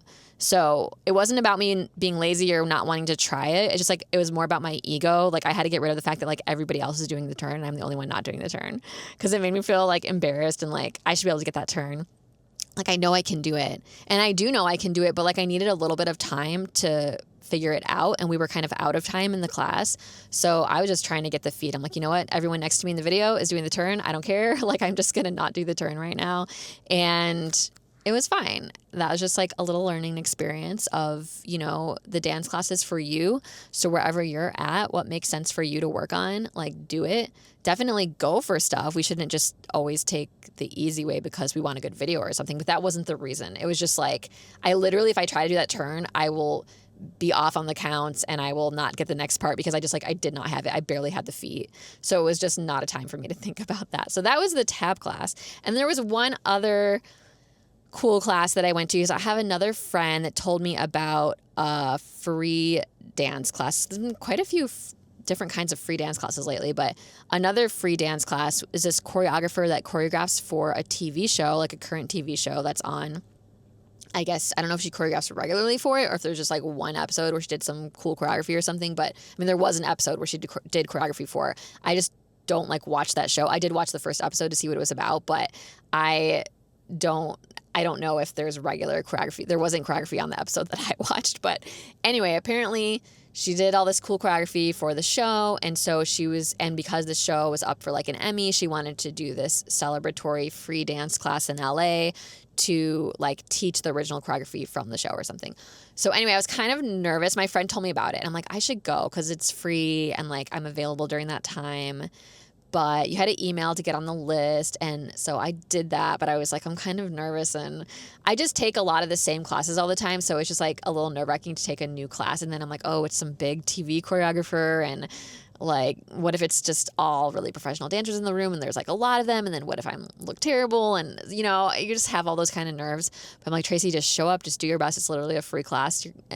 You're going to do nothing but grow from this, whether you do bad or not. So I went to that. I tried to stand like somewhere sort of towards the front, but not the very front, just so I can see. That's kind of what I like to do when it's a new class. So did that. There were quite a few people in the room. It was a large dance studio. And I mean, there was probably, I don't know, 150 people. I'm really bad at like figuring out the numbers for things, but something like that. And she starts to teach it. And then she kind of has this like guy assistant teaching as well. And she's like, okay, there's a guy part and a girl part. So if you want to learn both the parts, you can, but eventually you're going to have to choose one. So if you'd rather just stick to one, you can just stick to that one or whatever. So of course I'm like, I think I'm just going to stick to one, right? So I'm learning the girl part. It's not a lot of feet movement. It's a lot of arms, but it's kind of confusing arms. And I do think everyone was struggling a little. It was not just me that was struggling. But I'm like, this is really simple choreography, but like it is kind of hard with the timing. And the arms are... It's like we're literally almost not moving our feet at all, but the arms are kind of confusing. So anyway, she did a really good job explaining it, but we definitely had to hear it. Everyone kept being like, let's hear it again to try to get it. But then the guy starts teaching the guy part. And it just so happens that where I'm standing in the room, it seemed like every guy was around me. Like I'm looking around the room, it's mostly girls. And where are all the guys? They're all around me. And I'm like, how did this happen? Because now they're doing the guy part. And there were a couple things that were a little bit full out or like you move a little bit. And the guys are doing their part while I'm doing the girl part. But it's not in the right formation because, I mean, it's supposed to be a formation where the guy and the girl like next to each other and stuff. But we're not in that formation. I'm just standing there. We're just standing like you'd stand in a regular dance class. But then there's all these guys around me doing different choreography. And I'm like, oh my gosh, wait, I kind of want to move. This is like really hard to try to learn this girl part when every single person next to me is doing a different thing. That was just like so crazy. I'm like, how did I end up in this spot with all the guys? Was I just trying to go near all the guys by accident subliminally? Like, I don't know what I was doing. Why am I standing here?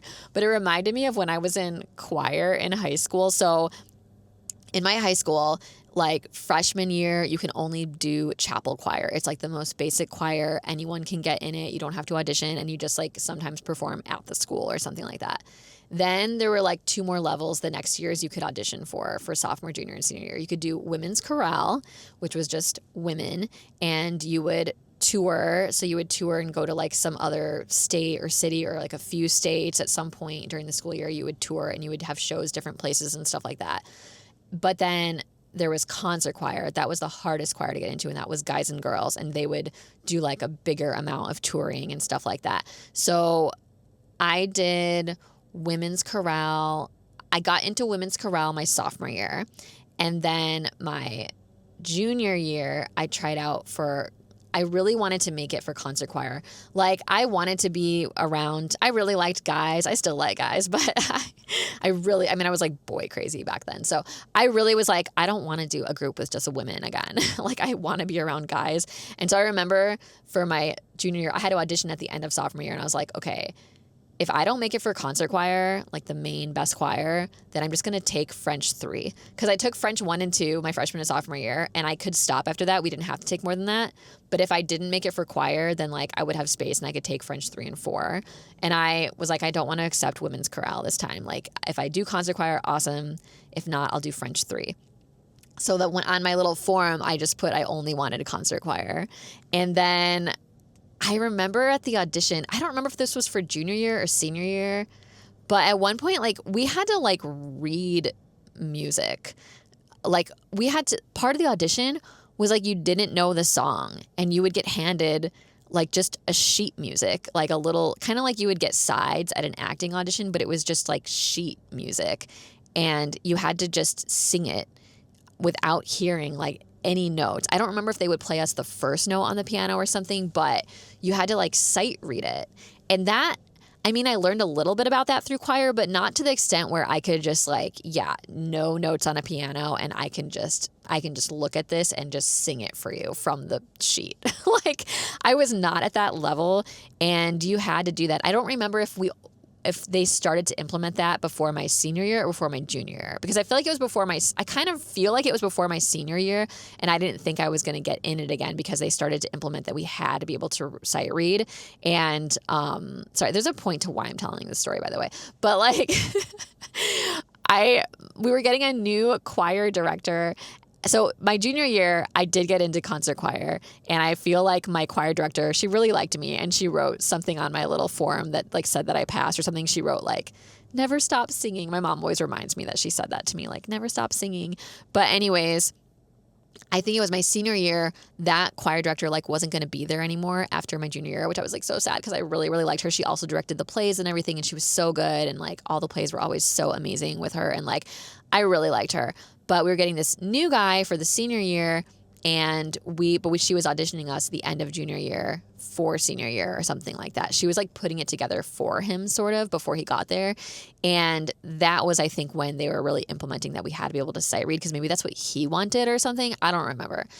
Anyways, my audition was terrible. Like I really tried. Like I tried to study for it. I tried to work at that before the audition, but I was where I was at with that. So I tried my best. I did go to it because I wanted to do concert choir again. I did like doing concert choir, but I really felt like I did not do a good job with that. I remember walking out of that. You would just like be with just, I don't remember if it was just her that was there or somebody else that was auditioning us. I don't really remember.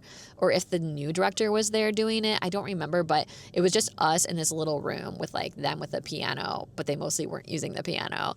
And it was just you by yourself trying to like sight read and do some other things they had you do. And I walked out of that like really depressed, like, oh my gosh, well, guess I'm finally taking French 3 like my senior year or whatever.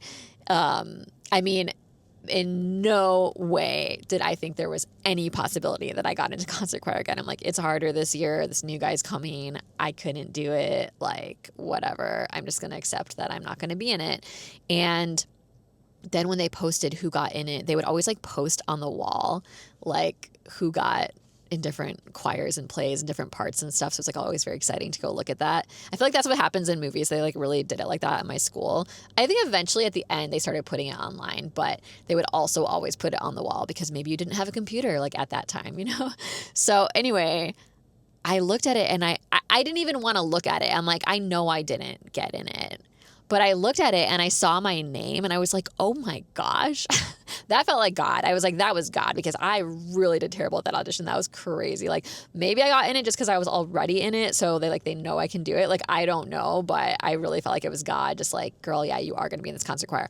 Whole point of why I'm telling this story is because in concert choir, so women's chorale, you would sit in your section. Like if I was an alto, I think I was an alto. I was either like a first alto or a second soprano or something, because like I didn't have a super high voice or a super low voice, so I'd always be like one of those. I've been different parts depending on different choirs I've been in since I was in like middle school. But yeah, in concert choir, even when you're training, even when you're just like at your practice or rehearsal or I don't remember whatever it's called, they would have you sit like next to people who sang different parts than you. You wouldn't have all the altos together like women's chorale or chapel choir where you're all altos, all sopranos. Like you're sitting next to people that are singing the same as you.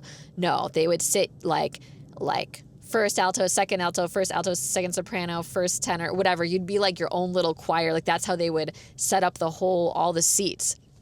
And so you were always sitting next to people that were doing a different part from you. And that's why you kind of had to be able to sight read, and you had to be able to like hone in on your own part and know your music without anyone next to you. So anyway, that was my really, really long tangent story to tell you that that's how I felt. That's what it reminded me of when I was learning this dance and I'm standing next to all these guys doing totally different choreography from me. I'm like, wow, I feel like I'm back in concert choir when I'm sitting next to everyone doing different parts from me, but I still have to know my part. even when you're learning it. Like I can see learning it in the group that's learning the same part as you, and then when you're going to perform or when you're getting closer to perform, be able to stand anywhere and do it and like stand so that the sound is better, like we're standing next to different people.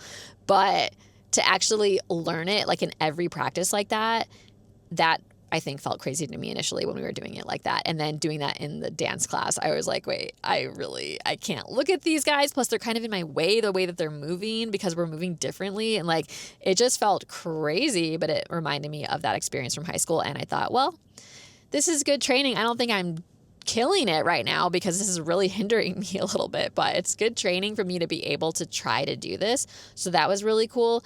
And I had fun. The choreography was fun. And like the teacher was really cool. She had like really good energy, was really encouraging. I really enjoyed the experience.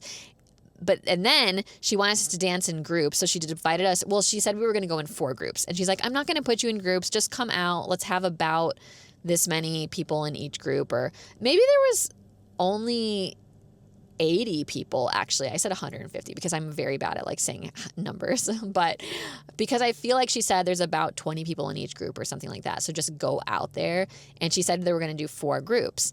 And so I'm thinking I'm going to go in group 4 because I want to be able to like mark it on the side with all the other groups because there were still parts that I was struggling with. So when it's finally time for group 4, I go out there.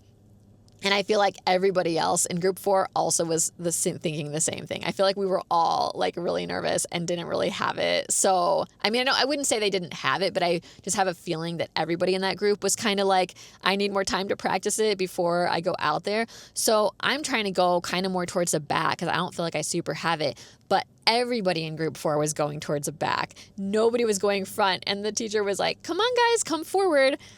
So I'm not going to not come forward, but I'm like, oh, this is going to be interesting. So I ended up in the front, I think like both times that our group went, and they had a video guy and everything. And like, I don't know if I'm ever going to see this video. I tried to just ham it up. She was really emphasizing performance quality, even over just like having the moves exactly, which I mean, most teachers do emphasize that once you get to the end of the class or like just perform it. But it was just a very performy type of dance, a very acting-y type of dance. Like she wanted us to come out early during the music before the actual part started and like really do a lot of acting with other people. And we're supposed to kind of be at a club. And so she wants us to be really dramatic and even like do stuff with other people and stuff like that. So it was really interesting. It was a good challenge for me. I had fun. So when we were actually dancing, I tried to just like really smile and really like put all my personality into it, even though I had the moves mostly, but not completely. And I don't really know what happened. I felt like I was blacking out when I ended up being in the front. I'm like, oh man, okay, here we go. So anyway, that class was a really cool experience and I just felt really blessed. I guess this was just this past week, a bunch of free classes and then the tap class. And I posted that tap video and I told you guys it went viral. Just kidding. It didn't go viral, but just like a lot of people were excited about it. I think tap is just like really fun to watch, and obviously people get excited when you kind of post like a different type of dance and stuff. And I get excited for myself because I'm like, yeah, this is fun. I kind of like switching it up sometimes. So, and then, oh my gosh, my class, we're already an hour and 40 minutes in and I haven't even talked about my class that I taught. That was supposed to be the main thing I was going to talk about in this episode. So I'll just really fast be like, that went so well. I had so much fun teaching my class and I felt like everybody that was there really, really liked it and enjoyed like the music and the powerful song and just like getting into it. And yeah, all the technology worked great in the room. That was one of my main prayers, like let the music work, let everything work. I just don't want that kind of stuff to take up time or like waste time in the room. So yeah, we had an hour and a half. I did my full warm up. Oh, what's interesting is like a couple nights before, I literally invited personally, I mean, already been posting about it on Instagram and stuff, but I invited personally so many people. Again, I'm not good with saying numbers for things, but I don't know, it could have been like 100 people. I'm not even sure. I just was like, every single person that liked my post on Instagram about it, I'm going to message them individually. I'm going to message every person in my head that I can think of. I'm going to message every person that watches my stories. I'm going to message every person that, like, there was like a reason for each person. Like it was someone I knew, like a dancer that I knew that I thought might like it, but I really tried to get every single person I could think of to invite them personally, because people don't always see your posts about dance classes and stuff unless you like really message them personally. Plus, I really think that people usually do have fun at my dance class, but it's just sometimes hard to get it out there. Like, this is my 5th time teaching, and every time I've had people come, like, I've gotten a lot of good feedback, but still, when you're not like teaching regularly, or when you're not this like amazing dancer that everybody knows, you're not going to just get people automatically like, yes, I really want to take Tracy's class. Like, you kind of have to convince people in the beginning until people get more used to you and they just realize that they like your class, or they feel drawn to your class for a certain reason, which won't be everybody, but maybe some people will at some point. But right now, because I'm just starting and I just do it every once in a while, it's kind of like you really have to try to market it. And so I really invited like every single person I could think of, which is like a lot of people. And then how many people came? 5. But 5 was a good amount. I wasn't sure if anybody was going to come. Like, I know how it is. Everybody's busy. Everybody has jobs. Everybody has other dance classes they do, or their teachers as well. So it's just like, you just don't know how it's going to work in people's schedules. Also, they might have thought it could work, but then after their long day, they're just like so tired. They don't want to come. Like, and I get that. Like, I've been there. So it's no blame on anybody. I'm just like, I really hope at least one person comes. Like, if they don't, I'll try to make the most of it and just use the room for myself. But like, I was really hoping at least one person would come, and I was hoping like a small group of people would come. So 5 people was like actually really good. And what's funny is there is one guy I've been dancing with just in some classes lately, and sometimes I take his class. And for some reason, I just really thought he was going to like this dance. Like, I don't even think he saw my post with the dance, but I invited him in person. I was like, I really want you to come to my dance class. Like, I hope you can come. And so he had put it in his calendar when I like talked to him in person about it. He told me he wasn't sure he could come, but he did put it in his calendar. But I was like, I really hope he comes. For some reason. Like, I know he likes this contemporary style. I feel like he would really like this dance. And so he was one of the ones, or the day of the class, I like messaged him on Instagram, and I was like, just a reminder, hope you can make it tonight. And then he messaged me back and was like, so sorry, I actually not gonna be able to make it tonight, but tell me about the next one. I got so sad when he said that, and I don't even know why, because I mean, tons of people told me that they couldn't make it. Like, tons of people were like, oh, I wish I could, but I can't. Tell me about the next one. I mean, so many people responded like that. So I don't know. I didn't get especially sad about like any, I mean, maybe there was others I got sad about too. I don't know. I just felt like overly sad. Like, I don't know, maybe it was like the day of the class and I was like trying to get myself pumped up and excited, but I still wasn't sure if even anybody was coming. One person told me they were for sure coming. There were other people that told me they might come, but I didn't know. And so I think when he told me he wasn't coming, I don't know what it was about that. I just like really wanted him to come for some reason. And I just like got really sad. I got like teary and I'm like, man, why am I getting emotional? Like, it's not a big deal. Like, it's whoever comes is fine, you know? But it was just kind of funny that happened. But as that happened, I felt like God spoke to me and was like, don't worry, girl, I got you. I literally felt like God said that to me. I got you, girl. And I thought that God just meant like, don't worry about it. Like, I'm going to bring who I'm going to bring and it's going to be great. Like, don't get down. Like, people are going to come. That's what I thought God was saying to me. But 5 minutes after I felt like God said, don't worry, girl, I got you. 5 minutes later, that same guy messaged me again and was like, change of plans. I'm coming, actually. I was like, I don't even know what happened, but I was like, oh my gosh. And I got like so excited because then I knew for sure 2 people were coming. But also I was very excited about the people that said they were coming because I was like, oh, I feel like the people that are coming are actually really going to like this choreography and like be able to do it. Because like literally I made the choreography almost too hard for myself. So I didn't care who shows up because I like to teach people at all levels. But I was thinking the choreography was a little bit more advanced because it's even kind of more too advanced for me a little bit. But I was excited that some of the people that said they were coming, or these 2 people, were actually more advanced than me. So I'm like, okay, they're going to be able to do this choreography because honestly, it kind of made it like too hard. But anyway, I was really excited he was coming. So what was funny was, so then 5 people ended up coming and I'm playing the warm up and I'm doing the warm up and I made a playlist for my warm up songs. And I was really excited about my warm up songs. And I don't really care if anybody else likes it. I just like pick songs that I like and I hope that they're going to like it, you know? And it was just so funny because this guy that ended up coming, he was, during the stretching, he was singing like almost every song, all of the words to this. He was just singing. Like, if you're a dancer, and you probably are, many of you, you know that that's kind of like different. It's not usually what happens when you're doing warm up in class. You don't usually have someone just like singing the songs, you know. He is like really singing. He's like a good singer, so it was good, but it was just like so funny and it made me so happy because I'm like, oh, I could tell he really likes these songs. Like, I picked a song from K-pop Demon Hunters now I'm forgetting what it's called. It's not like the main ones. It's called, what is the one that I picked called?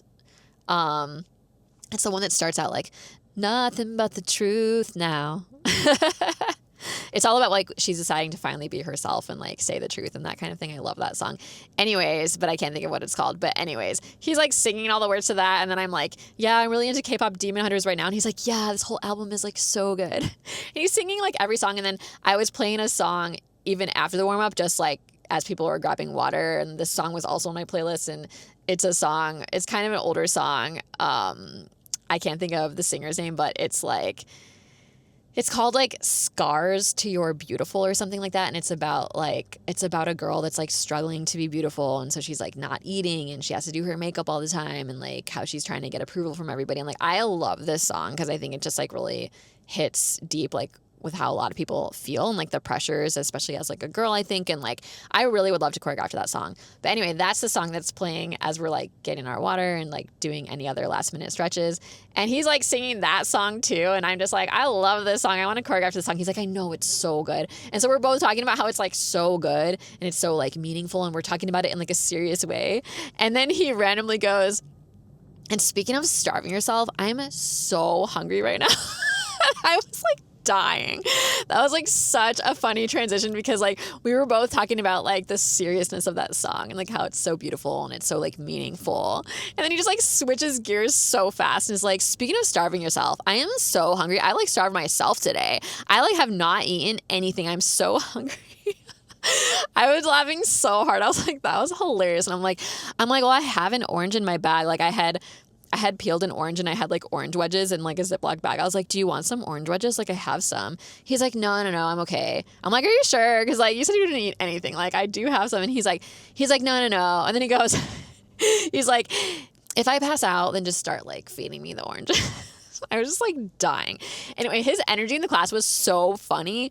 Like, when I started teaching the choreography, because I don't think he ever really saw the choreography. Like he knew the song I was doing, like, because I had sent him the info that had the song on it. But he told me not to show him the choreography because he wanted to be surprised when I first told him about it. And so when he was like learning it, when everybody was learning it, he was just like, oh my gosh, I love this so much. I love this so much. He just kept saying that. And he was like, this is so powerful. This is getting me pumped up. I'm on fire. He just kept telling me how much he likes like the athletic choreography and how the song is like pumping him up and he's like getting so on fire from this. And he just seemed to have like so much joy the whole class. Like everybody did. Like everybody seemed to be really enjoying it, which was really cool because that was giving me so much joy that like they were enjoying it. But his energy especially, it was just so fun and like so helpful for me. And I'm like, maybe this is why God made sure he could come and maybe this is why it was on my heart to have him come because I didn't really know, like, I thought he was going to like the choreography, but like, I didn't know he was going to be like that excited about it and like even like all the songs on my warm-up playlist. And like, it was just so funny and he dances so good. Everybody danced it so good. And it was just so fun to like, I don't know, put people in different groups. I mean, it was only 5 people and one of the girls had to like leave early, a little bit early at the end. So it was just 4 people at the end when we were doing like groups and videos and stuff. And something I really like to do is I really like to mix people up more. Like it's easier to do when there's less people. When there's like a lot of people in a room, I don't know how teachers like pick different people and remember who they picked. And like that is a skill that I'm sure you get after you just teach like a lot of classes and get used to a lot of people. But so it's nice to just have a small group and like figure it out from there. But I like to not necessarily always put like the people who have it the best like together because I think sometimes when you do that, then the people that maybe don't have the choreography as down as them, like if you put them together, then it's going to be harder for them to get it. And I just know for myself, like when I'm in classes where I get put in a group with someone who's maybe a little more advanced than me or just has the choreo better than me, it's really helpful for me and I can get it better and I look better. And sometimes I think it looks cool watching people like that to see how like the differences in how they like execute it, but still I feel like it still can look good versus just like only putting people that are the exact same level together and then other people that are, you know, all kind of struggling to get the choreography together. Like just because then they're trying to maybe watch the teacher in the corner. I don't know, but I think it's really helpful. I've always enjoyed when teachers just kind of like really mix it up a lot.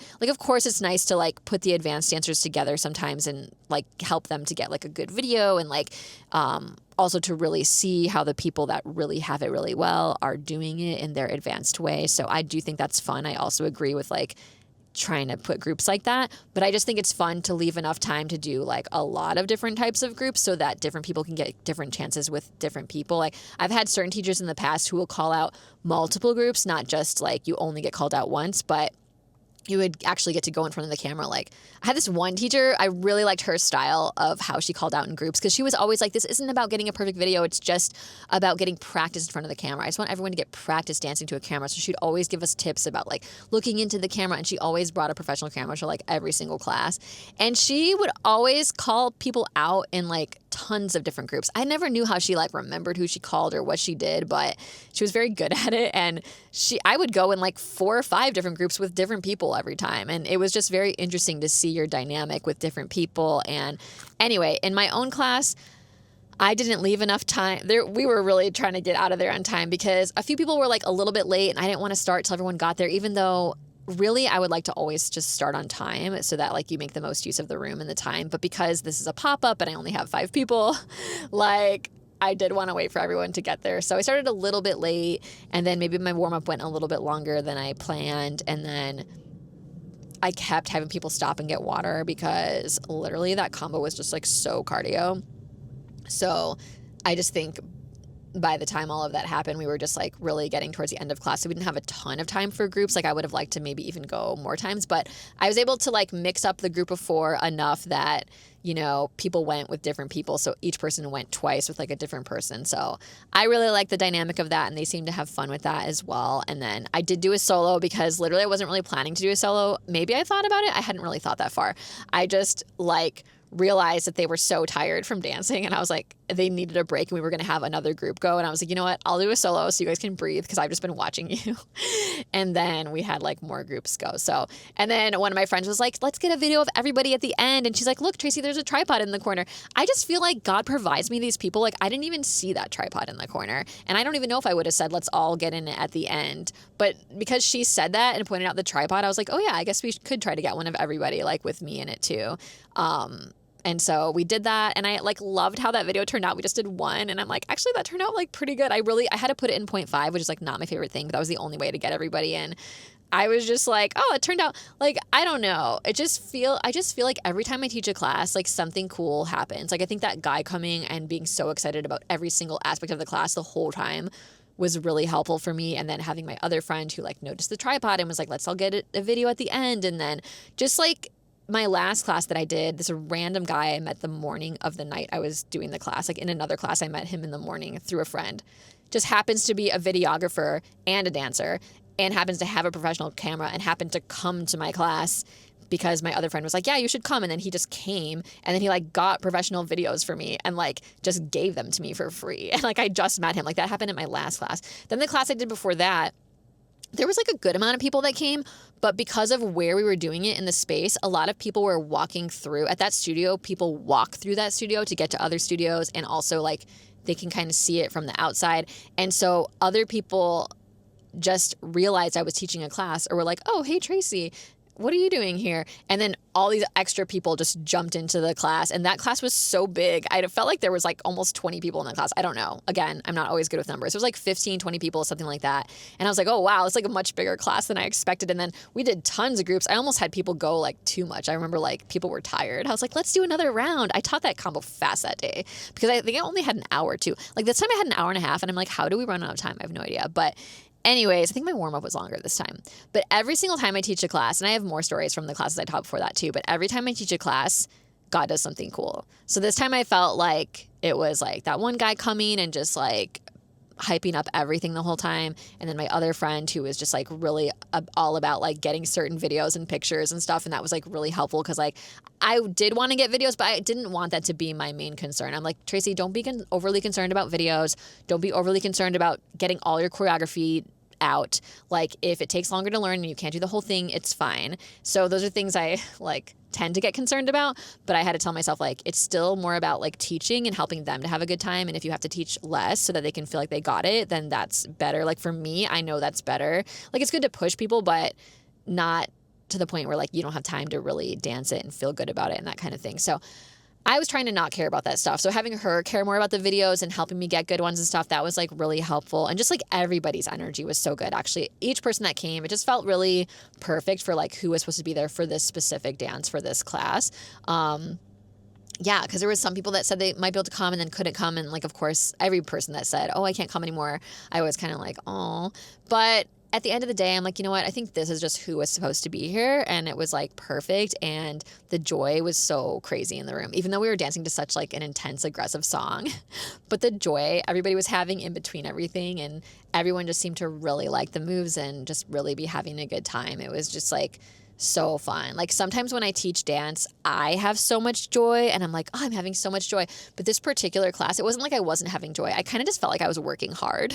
Like just all the preparation I did for that class and just like knowing all the counts, which I did. I taught the whole thing mostly in counts, which was crazy, and words. And like I really prepared so much for that. So like that was a lot of work. And then teaching the class felt like a lot of work. It didn't feel as joyful as normal to me personally. I had joy, but it was just like, it felt like a job though, kind of, but I was having fun, but it was like, I did feel like I was just like working hard, but the joy that everybody else was having, that was giving me joy this time. So in the past, I think I've had more joy directly personally for some reason. And this time I felt like my joy was coming from their joy. Like the fact that they were all having so much joy was like giving me joy. And then I think I have more joy after the class, like reflecting on it and watching the videos and like, oh my gosh, it's so cool. I can't believe I did this. And I can't believe we all did this. Like, this was so cool. Just because then I can relax and like have the joy versus just like working, you know? And I think also just because I'm still kind of new and I haven't taught in like almost a year. So just like the adrenaline of that and just like, okay, I got to watch the time and hopefully we can get it. And hopefully I can still teach. And like, yeah, I got a lot of good feedback again that I went over it really well and everybody was able to get it. And yeah, I just really feel called to do that. So hopefully God gives me more choreography soon and I can do another one soon. And trying to think if there was anything else about my class that I wanted to say, but I don't think so. I think that's kind of it for everything. Wow, this one went 2 hours. I felt like I was kind of like rambling at the beginning. I hope you guys lasted. I mean, I'm always rambling. That's what the whole thing is, rambling. So if you like this podcast, you must like my rambling because I think that's kind of all I do anyways. Anyway, I have to go because I have to get to my class. Like I'm not going to be late, but I don't think I'm going to have time to get food. And I have not. All I ate was that weird ice cream pie thing, half of it. I had food like earlier than that, like lunch, but it's like past dinner time now. And I do wish I had time to eat food. I wish I had any food. I'm like, do I have any snacks in the back somewhere? I might because I'm moving back into my actual house that I live tonight and I have some stuff in my trunk. Maybe I have food in there. I need to check for something. Anyways, thanks for coming on this 2-hour podcast journey to hear all about my latest dance classes, including my own and some other stuff and the garbage in the tree. And I hope you enjoyed it and I'll see you next time. Bye.